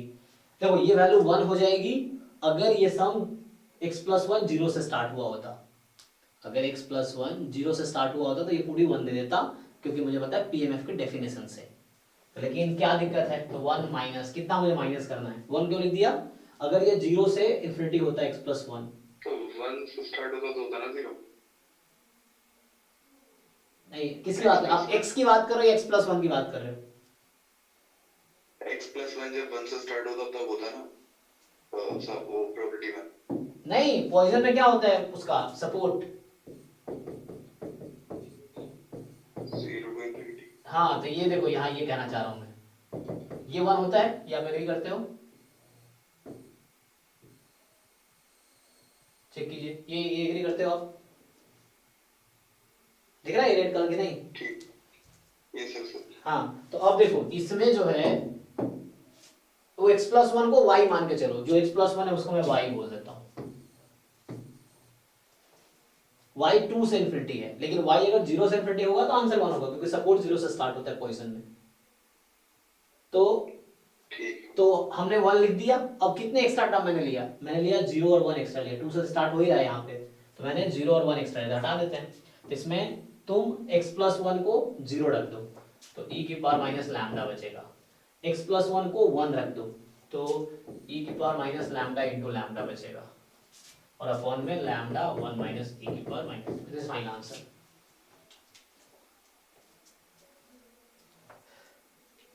ठीक है, दो टर्म यहाँ पे मैंने ऐड कर दिया, दो टर्म ऐड किए तो 1 हो गया, वो दो टर्म जो ऐड किया उसको बाद में सब्ट्रैक्ट कर दिया बैलेंस करने के लिए, ऐड सब्ट्रैक्ट। सर वो पेपर में पहला शीट था ही नहीं, इस पर डिस्ट्रीब्यूशन लिखे होते हैं सारे। अच्छा इस जैम में होते हैं एक्चुअली, ये गेट वालों में दिया नहीं उन लोगों ने, जैम में भी वो एक्सपोनेंशियल और गामा में दिया होता है, लेकिन यहाँ पे तो जरूरत नहीं ना, जो तो वेल डिफाइंड है, दिया वहां पे होता है जहाँ वेल डिफाइंड नहीं होता है। चाहिए होते हैं, भूल गया मुझे भी होता प्रोसेस या था डिस्ट्रीब्यूशन मुझे नहीं आती था। अच्छा हाँ ये भाई कहाँ गया ये, ओके आ गया इससे। तो देखो तो आगे देखते हैं, तो इसका आंसर ए होगा, ठीक है ना, ए निकाला हमने।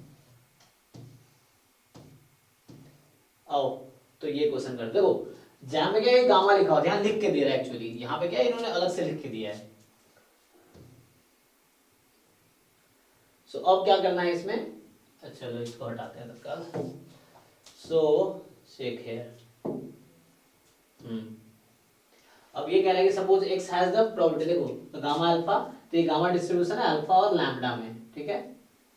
अब which one of following statement is not true, कौन सा ट्रू नहीं है, तो ex देखो इसका सपोर्ट ये है, तो गामा में मीन एग्जिस्ट करता है, इसके लिए हमें नॉट ट्रू चुनना है, तो आप लोग बताओ ये तो ट्रू ही है, मीन एग्जिस्ट करता है इसके लिए, वेरिएंस एग्जिस्ट करता है, यस ये भी ट्रू है। e ऑफ 1/x, अब ये 1/x हो गया, तो यहाँ कंडीशन आएगी, जब आप e ऑफ 1/x निकाल रहे होंगे तो वो सिंगल करेक्ट ऑप्शन है, इज नॉट ट्रू है ना, तो एक ही ऑप्शन करेक्ट होगा। जब आप e ऑफ 1/x निकाल रहे होंगे ना तो ये कुछ ऐसा बनेगा, 1/x टाइम ये क्वांटिटी जो पीडीएफ था 1 अपॉन गामा अल्फा लैम्डा की पावर अल्फा x की पावर अल्फा माइनस 1 e की power minus lambda x dx, ठीक है। तो ये x की वजह से यहाँ पावर क्या आ जाएगी, अब जब सिंप्लीफाई करोगे तो क्या आ जाएगी 2 अल्फा माइनस 2। तो अब देखो जब पावर x की पावर अल्फा माइनस 1 होता है तो alpha has to be more than 0। अब जब x की पावर अल्फा -2 है, इसका मतलब इस तरह से समझ लो, यहाँ x-2 है ना, तो इसका मतलब ये हुआ। तो यहाँ क्या रेस्ट्रिक्शन आएगा, इसके लिए ये होना चाहिए, यहाँ क्या रेस्ट्रिक्शन आएगा, हाँ, तो अल्फा -1 को मोर देन 0 होना पड़ेगा, मतलब अल्फा को मोर देन 1 होना पड़ेगा, लेकिन इसने लिख दिया है मोर देन 0, सो ये है गलत। तो दिस स्टेटमेंट इज ट्रू, क्योंकि मुझे नॉट ट्रू चुनना था। आप लोग चेक करो, ठीक है, क्योंकि मान लो अल्फा आपने 1 ले लिया, अगर 1 लोगे तो ये डिफाइंड ही नहीं होगा, फिर प्रॉब्लम हो जाएगी।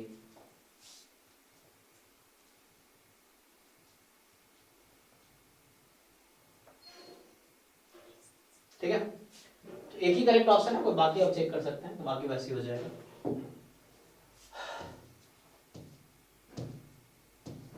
चलिए, ये तो बहुत इजी सा लगा, ये भी मतलब जस्ट डेफिनेशन बेस्ड है। तो ये कह रहा है कि ज्वाइंट पीडीएफ दे दिया हमें और e of x given y, तो इसका डेफिनेशन यूज कर लो। तो इसमें क्या है कि y नॉट क्या होगा, तो उससे आ जाएगा, डेफिनेशन बेस्ड है, एक्चुअली डेफिनेशन बेस्ड है। सो डायरेक्टली इसका डेफिनेशन हम लोग जानते हैं कि this quantity is equal to, so this quantity is equal to क्या होता है, कंटिन्यूअस है ना, तो ये हो जाएगा x time f of x given y, आप सब जानते हैं x की वैल्यू, तो यहाँ पे x गिवन y है ना, तो x की वैल्यू 0 to y है, सो 0 to y नॉट, क्योंकि यहाँ y गिवन है ना, इसीलिए ये हो जाएगा। अब इसको खोलते जाओ, 0 to y not x time, अब ये हो गया ज्वाइंट, या पहले फाइंड कर लेना है, ऐसा काम करना, पहले फाइंड कर लेना उसको, joint upon F y of y, बाद में वाई नॉट को जो भी आएगा उसमें वाई को वाई नॉट रखना। पहले ये क्वांटिटी निकाल लो, तो उसके लिए तुम्हें क्या चाहिए, वाई का मार्जिनल चाहिए, तो यहाँ से वाई का मार्जिनल नहीं आ जाएगा, एफ वाई ऑफ वाई यहाँ से आ जाएगा, कैसे, ज्वाइंट को इंटीग्रेट कर दो एक्स के रेस्पेक्ट में 0 से y में, जो y का मार्जिनल आया उसमें y की जगह यहाँ y नॉट रखना, यहाँ भी y नॉट रख देना, तब ये सिर्फ x का फंक्शन होगा। अब इसको इक्वल टू हाफ कर देंगे ना, तो यहाँ से y नॉट निकल आएगा। अब करके देखो, देखो समझ आया जो मैं कह रहा हूँ, कितना आया,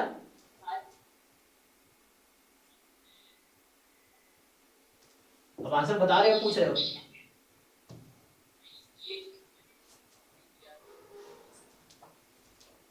तुम्हारी आवाज इतनी स्लो क्यों आ रही है, समझ नहीं आ रहा मुझे, चैट में बता दो। हाँ बोलो बोलो, अब आ रही है, ये आंसर आ रहा था। अच्छा ये आ रहा था, ओके।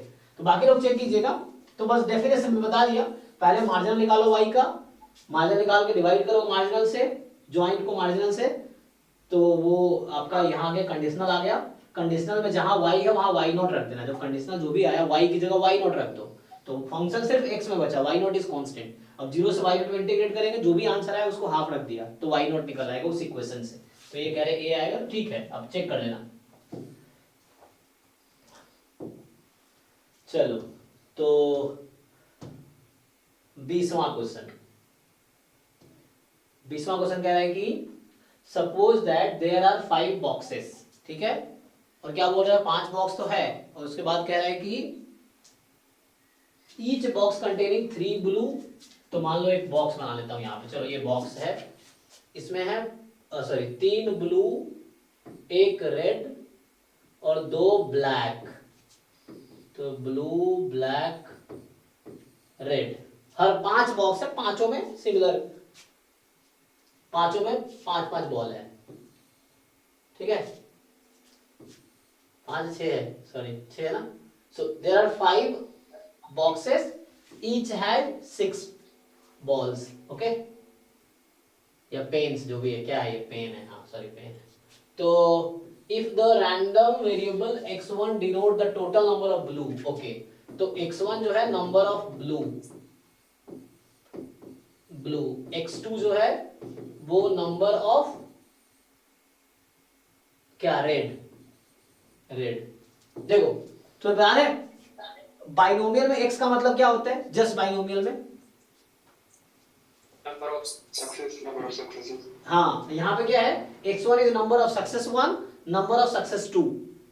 याद हो जब मल्टीनोमियल हमने कराया होगा बाइनोमियल का जनरलाइजेशन, तो ये कौन सा डिस्ट्रीब्यूशन फॉलो करेगा x1 x2 साथ में? इंडिविजुअली x जो है ये है बाइनोमियल 6 कॉमा ब्लू की क्या प्रोबेबिलिटी है 3 कितने में से 6 में से 3/6।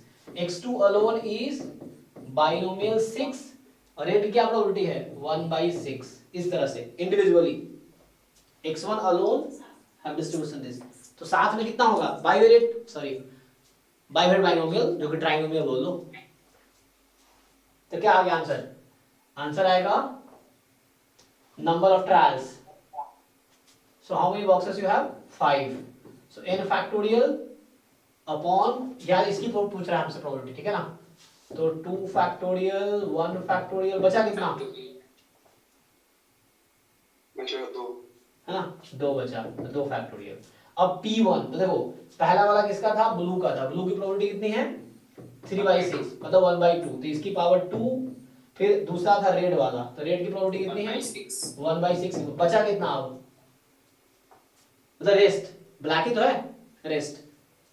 फेलियर सक्सेस 1 सक्सेस 2, तीसरा क्या होता है फेलियर। जब बाइनोमियल लेते हैं आप तो P probability of success 1 - P probability failure, यहाँ क्या P1 probability of success 1, P2 probability of success 2 and जो तीसरा है 1 - P1 - P2 जो कि नंबर ऑफ फेलियर्स के लिए।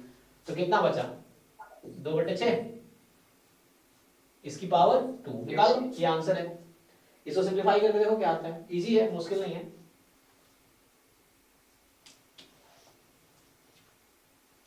ठीक है 5 फैक्टोरियल तुम्हारा हो गया 120, और यहाँ नीचे हो गया 4 और इधर हो गया 1/2 का स्क्वायर 1/4, इसका हो गया 1/6, ये हो गया 1/3 का स्क्वायर 1/9। करके देखो कैलकुलेशन।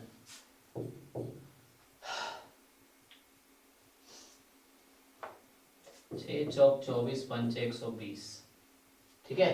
तो ऊपर मुझे दिख रहा है 5 और नीचे मुझे दिख रहा है 36। चेक करो, ठीक है ओके। तो ये मल्टीनोमियल डिस्ट्रीब्यूशन पे था, बाइवेरिएट बाइनोमियल या उसी को ट्राइनोमियल डिस्ट्रीब्यूशन बोलते हैं।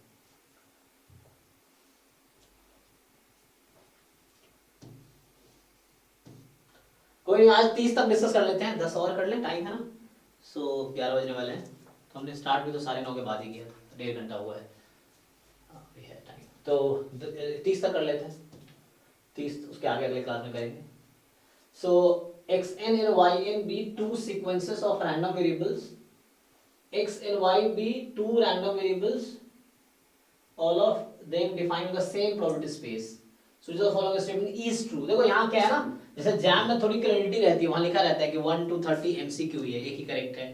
फिर 31 to 40 क्या है वहाँ पे MSQ है, मोर देन वन करेक्ट वाला। फिर 41 से 60 NAT होगा। यहाँ क्या है बीच में मिक्स कर रखा है इसने, हालांकि ऐसा मिला है ना इज आर, तो इज वाला ही चल रहा है। तो यहाँ पे क्या है एक्चुअली कि xn yn be two sequence of random variable, ठीक है। अब देख लेते हैं क्या है, xn converges in distribution to real constant c, then xs converges in probability to c। अब बताओ, ये तो डायरेक्ट थ्योरम हमने क्लास में डिस्कस किया है, क्या लगता है आपको ट्रू है फॉल्स है? पहला लाइन, पहली स्टेटमेंट कांस्टेंट में तो दोनों साइड से ट्रू रहता है ना कांस्टेंट में। इन जनरल हमारा ये है कि xn converges in probability to x, then xn will converge in distribution to x। ये है, ये in general one way correct है, लेकिन अगर ये कांस्टेंट हो जाए तो दोनों साइड से करेक्ट हो जाता है ना। यस तो ठीक है, पहला ही ट्रू हो गया, बाकी चेक करने की जरूरत ही नहीं है। इज ट्रू पूछ रहा है, एक ही पूछ रहा है कौन सा ट्रू है, तो हो गया पहला ही खत्म। ठीक है, first statement is true theorem से। और 22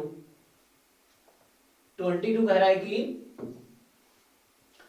x be a random variable with PDF this, तो ये एक्सपोनेंशियल विथ मीन लैम्डा है।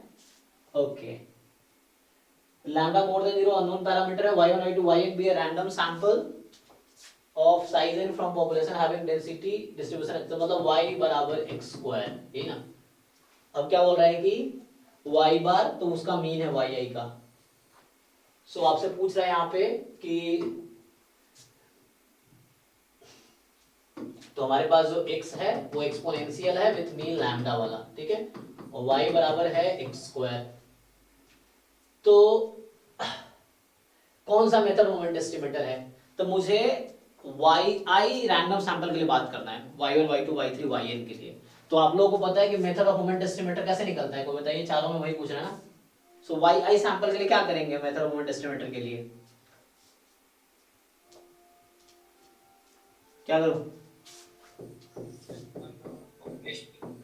हाँ, ey is equal to Y bar, ठीक है, ठीक है। और y आपका कुछ नहीं एक्स स्क्वायर है, तो लेफ्ट में आप चेंज कर सकते हैं, राइट को चेंज करने की जरूरत नहीं है क्योंकि ऑप्शन में वही है, ठीक है। तो राइट में मुझे चेंज करने की जरूरत नहीं है, ऑप्शन में y बार है। अब e ऑफ एक्स स्क्वायर चाहिए। अब बताइए एक्सपोनेंशियल में, जब एक्सपोनेंशियल विथ मीन लैम्डा है, तो e एक्स स्क्वायर वेरिएंस कितना आता है? जब मीन लैम्डा था, वेरिएंस आपका लैम्डा स्क्वायर, तो e एक्स स्क्वायर कितना आ जाएगा? 2 लैम्डा स्क्वायर इज y बार। तो यहां से मुझे लैम्डा की वैल्यू बताइए। y बार अपॉन 2 और एक साथ रूट दोनों का, है ना। तो y बार अपॉन 2 एक साथ रूट दोनों का, चेक कीजिए सही लिख रहा हूं। Okay fine. यहाँ पॉपुलेशन मोमेंट निकालना था, तो ई वाई का मतलब ई एक्स स्क्वायर मुझे पता है मीन वेरिएंस एक्स का पहले से, तो उसे आगे, ठीक। तो चलिए यहाँ आते हैं। ये कह रहा है कि late x1 x2 xn be a random sample of size n from the probability this ये पीडीएफ कुछ है। देन आपसे पूछ रहा है ट्रू। अब ये पूछ रहा है आपसे कि m बताइए क्या बोल रहे हैं।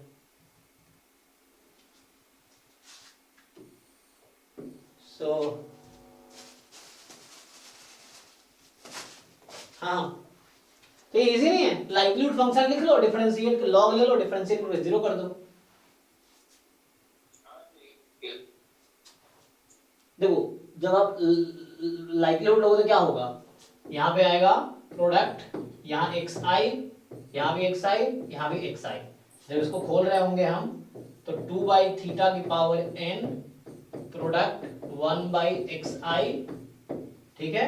मैं ओपन कर रहा हूँ, product minus log xi i from 1 to n, product log कर दे रहा हूँ i from 1 to n, and अगला आएगा यहाँ e है, तो पावर में जाएगा समेशन बन जाएगा, तो e की power summation minus 1 by theta को हम आउट कर लेते हैं, सो लॉग xi, और इस पूरे का है स्क्वायर है। ओके ठीक है। तो अब क्या करो, ये आपका निकला लाइक्लीहुड फंक्शन एल थीटा। इसको डायरेक्ट डिफरेंशिएट करना मुश्किल होता है, मतलब थोड़े कॉम्प्लिकेटेड है, तो इसीलिए हमें सजेस्ट किया जाता है कि लॉग ले करो, लॉग लाइक्लीहुड को डिफरेंशिएट करो, है ना। क्रिटिकल वैल्यू सेम आएगी, इस फंक्शन का डिफरेंशिएट करो थीटा के रिस्पेक्ट में या इसके डेरिवेटिव को। तो आप लॉग ले लो, लॉग एल जब आप लोगे तो एक थीटा यहाँ दिख रहा है, वो यहाँ थीटा इंपॉर्टेंट है, ठीक है, क्योंकि थीटा कर सकते हैं। यहाँ पे क्या है, यहाँ पे रहेगा माइनस एन, फिर बचेगा, ठीक है ना, माइनस एन लॉग थीटा एक रहेगा, बाकी और भी टर्म होंगे वो नहीं लिख रहा हूं मैं, और लास्ट में आएगा minus 1 by theta summation log xi इस पूरे का स्क्वायर। बीच में कुछ और टर्म्स है जिसमें थीटा नहीं है, मैं वही टर्म लिखा हूं जहां थीटा आएगा, चेक कीजिए। दो जगह थीटा है ना, तो एक तो यहां से थीटा बन रहा होगा और एक यहाँ थीटा है, बाकी जगह थीटा है नहीं। और मैं क्यों नहीं लिख रहा हूं, क्योंकि अभी मैं इसको डिफरेंशिएट करने वाला हूं थीटा के रेस्पेक्ट में, तो वैसे ही बिना थीटा वाले टर्म 0 हो जाएंगे। तो यहाँ पे माइनस एन अपॉन थीटा ये हटा दो, मैं डायरेक्टली कर रहा हूँ शॉर्टकट में, 1 अपॉन थीटा का derivative minus 1 upon theta square, तो यहाँ माइनस एन अपॉन थीटा है, प्लस में बाकी 0 है, बाकी कुछ नहीं है बीच में, बीच में कुछ नहीं है, बस आपके पास है माइनस एन अपॉन थीटा, आपके पास ये है minus N upon theta plus 1 upon theta square summation log xi इस पूरे का स्क्वायर। अब ये आपने किया है डेरिवेटिव, ओके। तो अब क्या करेंगे, इसको रख दिया 0। अब देख लीजिए यहाँ से क्या आएगा थीटा की वैल्यू, तो आपको दिख रहा होगा, ऑप्शन दिखा देते हैं, ऑप्शन से दिख जाएगा,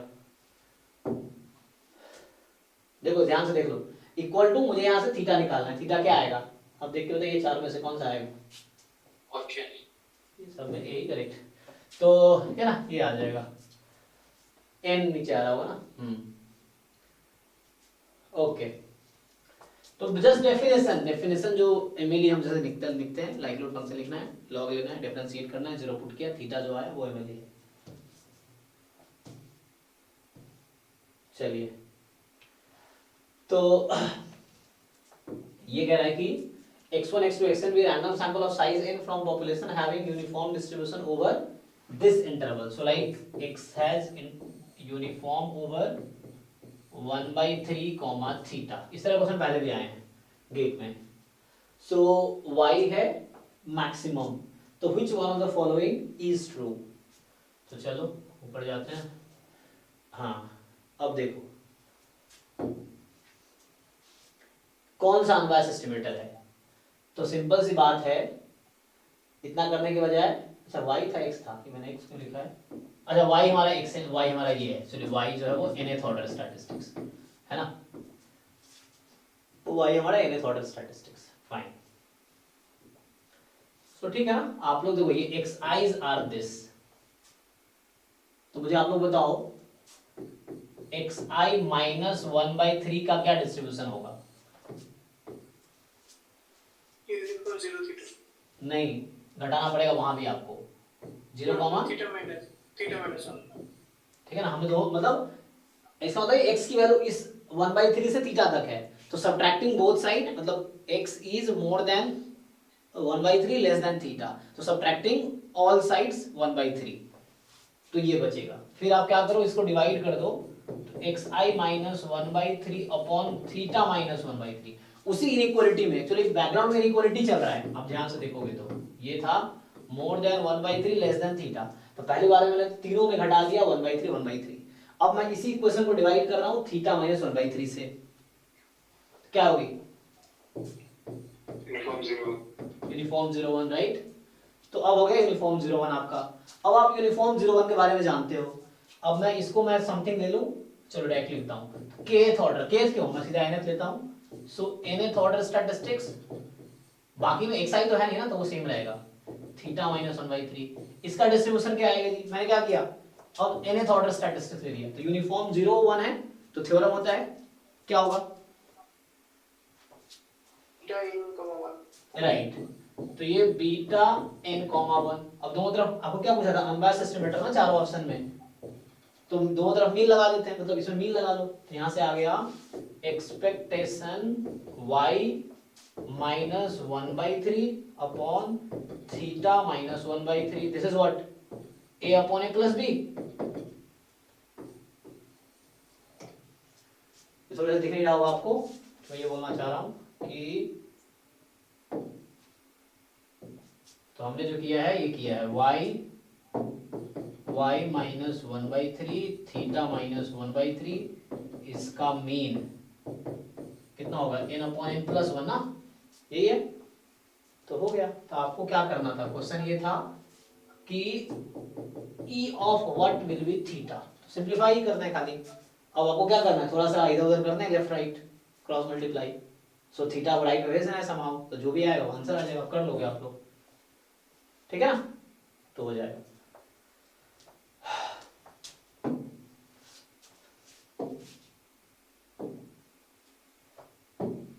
सो देख लो जिनका आया बताओ आंसर क्या आया आपका, कौन सा आएगा,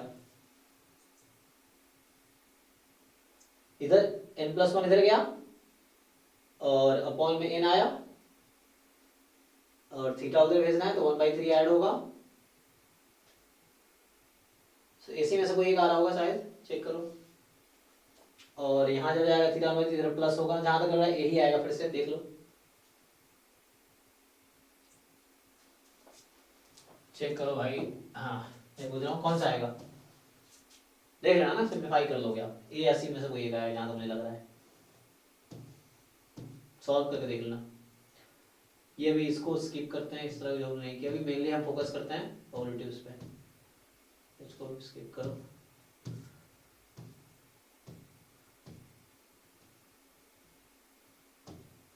हाँ इसको भी छोड़ दो, कर्नेलिटी वाला, हाँ ये हमने किया था, ये तो मैं टेस्ट में दिया होगा इस तरह क्वेश्चन, तो इजी है ना काफी, देखो ये एक्चुअली जैम में आया था। अच्छा हाँ, तो मुझे याद आ रहा 19 में। ओके हाँ वही मैं देखा हूँ कि ऑप्शन भी सिमिलर ही, ऑप्शन भी ऑलमोस्ट वही है, तो वही मेरा क्वेश्चन देखा देखा सा है। तो जैसे तो बहुत इजी है ना, मैंने किया एकदम जैम का है, तो मैंने कहा जैम वाला हेल्प करेगा समाउ, मुझे तो डायरेक्टली आ गया जैम वाला ही बताओ।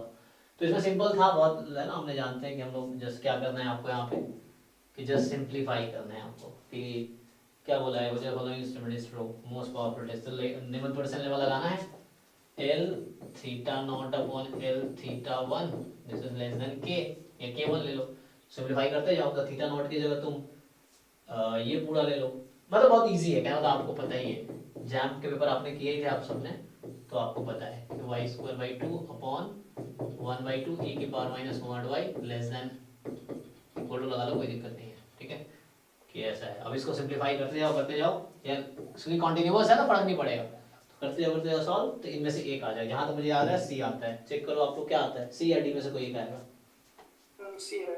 ठीक है। तो बस ओपन करते हो, बाद में ऊपर चला के फिर परफेक्ट स्कोर बनाना पड़ेगा आपको, एग्जाम में आया हुआ क्वेश्चन आप चेक कर लेना, जो 90 का बता रहे हो तो वो चेक कर लेना, यस सर 2019 में। ठीक है ना, ठीक है। चलिए अब 29 देखते हैं। तो 29 कह रहा है कि एफ आर स्क्वायर से आर में एक फंक्शन है, इस तरह से डिफाइंड है X Y, then the maximum value of the, अच्छा मैक्सिमम वैल्यू 2 डेसिमल प्लेस तक ऑफ एफ। देखो इस तरह का क्वेश्चन बहुत इजी सा होता है, वन वेरिएबल बना लो इसको आप, तो एफ क्या हो गया x, और यहाँ से y निकाल लेते हैं, ऐसा करो एक y रखो यहाँ पे, x निकाल लो, तो जब x निकालोगे तो क्या आएगा, चेक करो, ठीक है, ठीक है, तो वन वेरिएबल का फंक्शन हो गया आपका जस्ट। अब ये जब वन वेरिएबल का आपका फंक्शन हो गया, तो आप लोग जानते हो वन वेरिएबल कैसे करना है, तो देखो ये करने के बजाय तुम क्या करना, इसका स्क्वायर ले लो, क्यों इतना टाइम वेस्ट करोगे, तो ये हो गया y square time 1 minus 2y square, क्योंकि इसका क्रिटिकल पॉइंट सेम ही रहेगा, तो अब क्रिटिकल पॉइंट ये चाहिए, तो इसको डिफरेंशिएट करो, इसको g मान लो, अब इसको डिफरेंशिएट करो, इजी है डिफरेंशिएट करना, तो ये y स्क्वायर माइनस 2y4, तो g डैश निकाल लेते हैं, सो 2y minus 8y cube, check कीजिए, तो यहाँ से आया 2y minus 8y cube, double dash करना है, डबल डैश भी करके देख लो, तो 2 माइनस 24y स्क्वायर, चलो इसको जीरो रख देते हैं, इसको जीरो रखते हैं जी डैश को, तो यहाँ से मुझे क्रिटिकल पॉइंट मिलेगा, तो y की वैल्यू जीरो आएगी, या क्या आएगी बताइए, y कॉमन लिया आपने, 2 कॉमन लिया, तो 1 माइनस 4y स्क्वायर, तो what I think is, check this, तो ये 3 क्रिटिकल पॉइंट है, हाँ या ना, अरे तो चार्ज लगाना पड़ेगा, एक मिनट, चेक कीजिए, तो इसको आप लोग कंटिन्यू करके बताइए क्या आंसर आएगा, वन वेरिएबल क्वेश्चन हो गया ना, तो just function of one variable, class 12 वाला क्वेश्चन हो गया, 1 माइनस 12 स्क्वायर नहीं हो गया, चेक कर लेते हैं, मैंने कैलकुलेशन गलती किया क्या, चेक करते हैं, तो नहीं ठीक है सॉरी, चेक कर लीजिए कोई बात नहीं, हाँ डिफरेंशिएट कर रहे हैं, ये मेरा g है, y स्क्वायर माइनस 2y4, तो डिफरेंशिएट किया, जीरो पुट किया, तो मुझे ये सब वैल्यूज मिला, तो y मिल गया, तो करस्पॉन्डिंग x भी मैं निकाल लूंगा यहाँ से, ओके, तो अब देख लीजिए, तो इजी है, पॉइंट्स आ गए, डबल डेरिवेटिव डिफरेंट पॉइंट, मुझे क्या चाहिए था, मैक्सिमा, तो देखो किस क्रिटिकल पॉइंट पे ये नेगेटिव आंसर देगा, डबल डेरिवेटिव नेगेटिव है तो मतलब मैक्सिमा ना, तो प्लस माइनस हाफ पे, राइट, ठीक है, तो इस पे मैक्सिमा मिलेगा और इस पे मिनिमा मिलेगा, मुझे मैक्सिमा चाहिए, तो मैं यहाँ क्या करता हूँ, इसमें रख दो, तो x इंटू वाई था, सो लाइक कहने का मेरा मतलब ये है, अच्छा 1/2√2 ना, सो जब आप x पॉजिटिव लेंगे, 5 बराबर हाफ माइनस आप कुछ भी रखो y का स्क्वायर ही होगा, हाँ ओके फाइन, उसके बाद मतलब हमारा ये जो फंक्शन ये तो पॉजिटिव लिया था ना हमने, हाँ, तो 1/2, इसके 2 पॉइंट आ जाएंगे, तो हमें मैक्सिमम जो भी देगा उस पे करना है ना, तो मतलब सिमेट्री आएंगे ऐसा 1/2 कॉमा -1/2 1/2 कॉमा 1/2 और -1/2 कॉमा से फिर प्रोडक्ट जो भी उपलब्ध हो जाएगा। तो ये चेक कर लीजिए आप, मतलब अब तो आपको आता ही है सब ना ऐसे तो एक मिनट ये हो गया। सर ये f स्क्वायर करने पे क्रिटिकल पॉइंट एग्जैक्टली सेम रहता है, कम ज्यादा नहीं होता है क्या? नहीं, क्योंकि वो आप क्या कर रहे हैं ना, अब देखो यहाँ डिफरेंशिएट कर दे आप, यहाँ प्रोडक्ट टू लगाना पड़ता, फिर आपका नीचे नीचे टर्म आता, फिर वो और मुश्किल टास्क होते। नहीं वो ठीक है, मैं ये पूछ रहा हूँ कि मतलब ये हर कॉन्टिन्यूअस फंक्शन के लिए कर सकते हैं कि ये क्रिटिकल पॉइंट सेम ही रहेंगे? ये हर कंडीशन फंक्शन चलेगा। एक्चुअली क्या है ना, आपको याद होगा लॉग लगाने से फर्क पड़ता है क्या, लाइक्लीहुड में यही लॉजिक वहां भी लगाते हैं ना, वहां लॉग क्यों लगाते हैं लाइक्लीहुड के लिए, सेम यहाँ पे किया हमने। तो यहाँ भी आप लॉग ले लो, मैं स्क्वायर किया आप लॉग ले लो, लॉग से भी आसान हो जाएगा। You take log both side, log F this, तो लॉग एफ जो होगा उसको डिफरेंशिएट करके 0 पुट करो, still you will get the same critical point. अगर दोनों तरफ लॉग लिए होते एंड देन डिफरेंशिएट, तब भी आपको यही क्रिटिकल पॉइंट मिलेगा। स्क्वायर किस फंक्शन में आप ट्रांसफॉर्म कर सकते हैं और किस में नहीं कर सकते? स्क्वायर लिया तो आपने बोला कि क्रिटिकल पॉइंट सेम रहेंगे, लॉग में भी रहेंगे, क्यूब में रहेंगे क्या? रहेंगे आई थिंक। इसका क्या है लॉजिक है एक्चुअली, मेनली यहाँ चलो y स्क्वायर इज फाइन।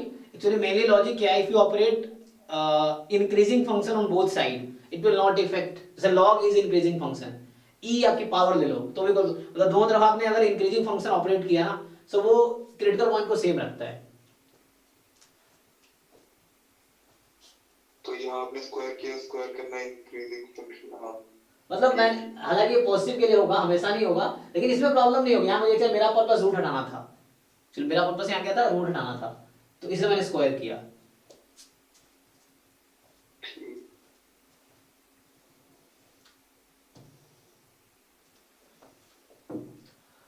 चलिए यहाँ पे आते हैं। सो 31 कह रहा है कि 2 डिफेक्टिव बल्ब्स आर, इसको डिलीट कर देते हैं। सो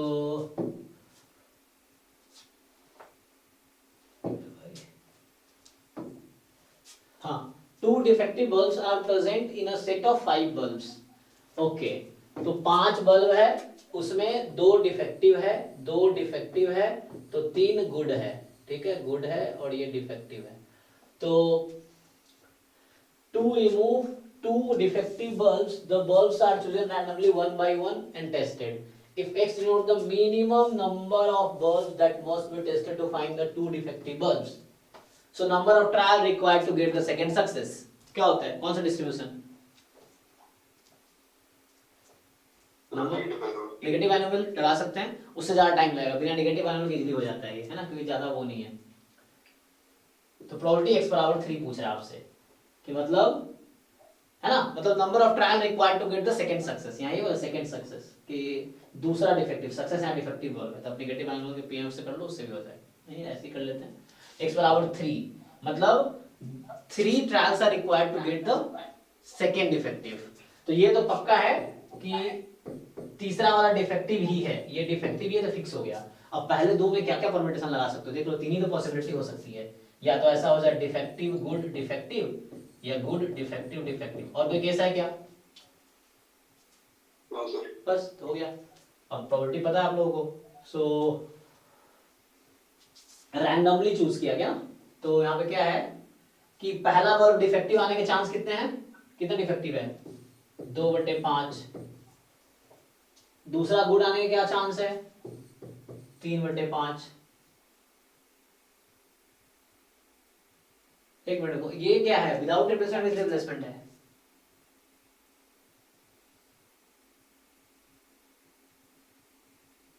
To remove the 2 reflective bulbs, the bulb are chosen at random. हाँ, तो if x not given on bulb,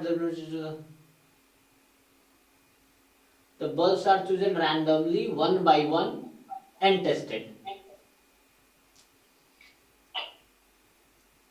तो विदाउट रिप्लेसमेंट होगा, है ना, कोई कुछ कहानी है। To remove 2, और कांस्टेंट p क्यों लिखे करके आ गया। हाँ, तो यहाँ मुझे ऐसा करना पड़ेगा, फिर 4 करना पड़ेगा ना, क्योंकि 2 डिफेक्टिव पहला आपने निकाला 1 by 1 ना, तो first bulb you drawn, so defective, मैं इसकी प्रोबेबिलिटी निकाल रहा हूँ पहले, फिर इसकी निकालूंगा। तो डिफेक्टिव होने के चांस 2/5। अब नेक्स्ट गुड चाहिए, तो गुड कितने हैं, 3, कितने में से, 4 में से। फिर नेक्स्ट डिफेक्टिव चाहिए मुझे, ओके, तो लेकिन नेगेटिव बाइनोमियल फिट नहीं लगता। अगर नेगेटिव बाइनोमियल या बाइनोमियल लगाने के लिए विथ रिप्लेसमेंट जरूरी है ना? नेगेटिव बाइनोमियल या बाइनोमियल लगाने के लिए विथ रिप्लेसमेंट ही चाहिए। Probability of success remain is same in, हैं? ठीक है ना? तो यहां से अगला मैं लिख देता हूं, नहीं 1/3। ओके, तो ये है। और दूसरा केस भी है ना, गुड, तो good is 3 out of 5 defective, 2 out of 4 non defective, 1 out of 3 sorry defective, good defective defective. So हो गया। तो फाइन 1/12 आ रहा है, दोनों ऐड करके। सर इसकी केसेस समझ नहीं आया। अच्छा देखिए, इसमें ये था कि आपके पास जो एक बॉक्स है उसमें 5 बल्ब है, 5 में 2 डिफेक्टिव है, 3 गुड बल्ब है, ठीक है ये। अब रैंडम वेरिएबल x का मतलब है, पढ़िए यहां पे क्या लिखा है, x dot minimum number of bulbs that must be tested to find out the 2 defective bulbs. कम से कम कितने बल्ब मुझे टेस्ट करना होगा ताकि 2 डिफेक्टिव मिल जाए। अब आपसे पूछा है प्रोबेबिलिटी x बराबर 3 पूछ रहा है आपसे, वो मतलब क्या पूछ रहा है कि क्या प्रोबेबिलिटी है कि मुझे कम से कम 3, अच्छा मिनिमम था ना, मिनिमम नंबर ऑफ बल्ब्स, हाँ तो ठीक है 3, मतलब मुझे कम से कम 3 टेस्ट करने पड़ेंगे, मतलब मिनिमम 3 है ना, तो 3 I need to test minimum number of bulbs. Okay, तो that must be tested to find out the 2 defective bulbs. तो मिनिमम क्यों, अगर मिनिमम नहीं होता तो क्या होता, number of bulbs that must be tested to find out, लेकिन मिनिमम को मतलब केसेस बढ़ा दिया इसने। ओके, तो अभी जो किया मेरे को समझाया था, फिर थोड़ा अगला स्टेप सोचते हैं। तो अभी हमने क्या किया कि मैंने ये डिसाइड किया कि 3 bulbs will be tested to find out 2 defective. मैंने अभी ये फाइंड किया कि 3 bulb will be tested to find out 2 defective. तो 3 बल्ब है, तीसरा तो डिफेक्टिव ही होगा क्योंकि अब 3, आपको 2 ही डिफेक्टिव चाहिए ना, तो लास्ट तो डिफेक्टिव फिक्स हो गया। तो पहला दूसरा जो आप ड्रॉ कर रहे हैं बल्ब, वो क्या हो सकता है, क्या क्या केसेस हो सकते हैं? हाँ, या गुड मतलब ऐसा हो सकता है कि पहला डिफेक्टिव दूसरा गुड फिर तीसरा डिफेक्टिव, या पहला गुड दूसरा डिफेक्टिव तीसरा डिफेक्टिव। डिफेक्टिव 2 ही होंगे क्योंकि मुझे 2 ही डिफेक्टिव चाहिए, ठीक है ना। तो ये मैंने क्या निकाला अभी कि हमने फाइंड किया है 3 ट्रायल में 2 डिफेक्टिव नहीं लेंगे, लेकिन उसने मिनिमम नंबर ऑफ बल्ब्स बोले थे। हाँ ठीक है ना, तो x में ही तो इंक्लूड हो गया, x में ही तो इंक्लूड हो गया। हाँ, एक केसेस और कर सकता, जैसे लास्ट के सेकंड एंड थर्ड डिफेक्टिव हो, तो आगे बढ़ेंगे ना, फिर तुम्हारा काम 2 में ही खत्म हो गया, तुम 3 तक क्यों जाएंगे? जैसे पहला गुड हो गया, हाँ, बाकी के 2 ये लिखे ना, गुड डिफेक्टिव डिफेक्टिव,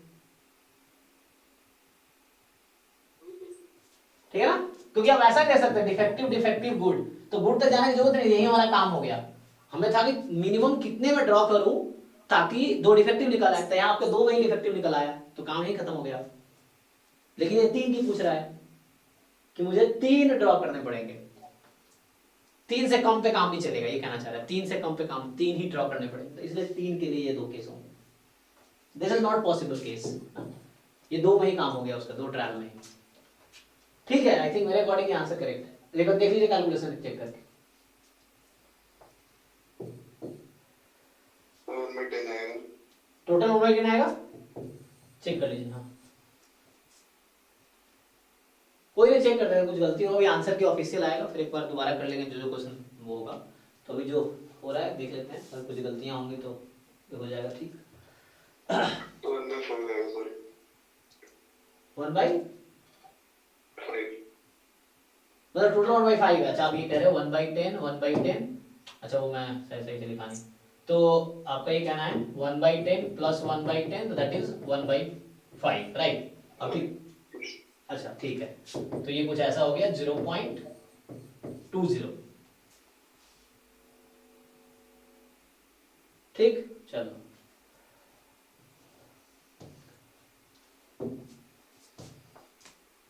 चलो यहाँ आते हैं। अच्छा हम लोग, हमने कहा था 30 तक ही करेंगे, हैं 30 तक करना, समझ गया। हाँ अच्छा ऐसा करते हैं आगे यहाँ से अगले क्लास में कंटिन्यू करते हैं। एक्चुअली मैं बोला था 30 तक ही कराएंगे, मैं शुरू में ये बोला था इन लोगों को क्योंकि 30 तक आज करेंगे, फिर 30 के बाद नेक्स्ट क्लास में। आप लोग मैं यही बोलता हूँ कि आप लोग एक बार फिर से सॉल्व करो और एक आंसर की बनाओ अपना। मतलब मान लो आपको 60-65 में से 20 क्वेश्चन ही हो रहे हैं, लेकिन 20 क्वेश्चन करो आप, फिर उसका आंसर की ग्रुप में पोस्ट करो। एक्चुअली मैं सोच रहा हूँ कॉमन मैं भी सॉल्व करता हूँ, आप लोग भी सॉल्व करो जो कॉमन आंसर की आपका आता है, क्योंकि आपने एग्जाम में लगाया, एग्जाम में अलग प्रेशर होता है, तो तब गलतियां जानते हुए हो जाती है, आपको दिखता हो, मुझे भी दिखा है कई जो मैं एग्जाम में गलत किया हूँ यहाँ सही किया हूँ, है ना, तो ऐसा होता है। सो ऐसा हो जाता है कि घर पे प्रेशर नहीं रहता, इसलिए हम करते थे। अभी एक बार दोबारा सॉल्व करो, आंसर की बना के आप ग्रुप में पोस्ट करो सब लोग अपना अपना, और हम भी अपना करते हैं, फिर एक कॉमन आंसर की बनाएंगे, ठीक है।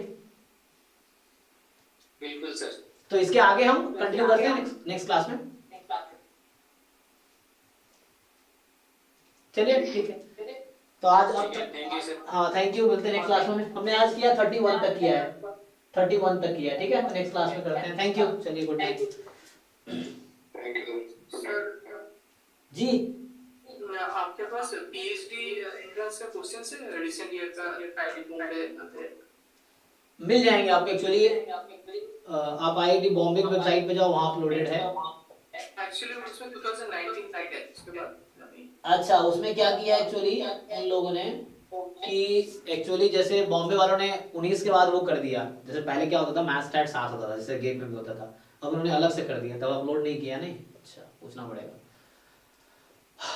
ओके तो वो तो रिसेंट ईयर का मैं ट्राई करता हूँ, अगर मिलता है तो। देखो आप डिफरेंट आईआईटी की वेबसाइट पे जाकर देख सकते हो, या मैं भी मेरे पास होगा, वो शशि है ना पेपर पर बनाता है, तो उसके बाद बहुत सारे होंगे, तो मैं भेज दूंगा आपको, ठीक है।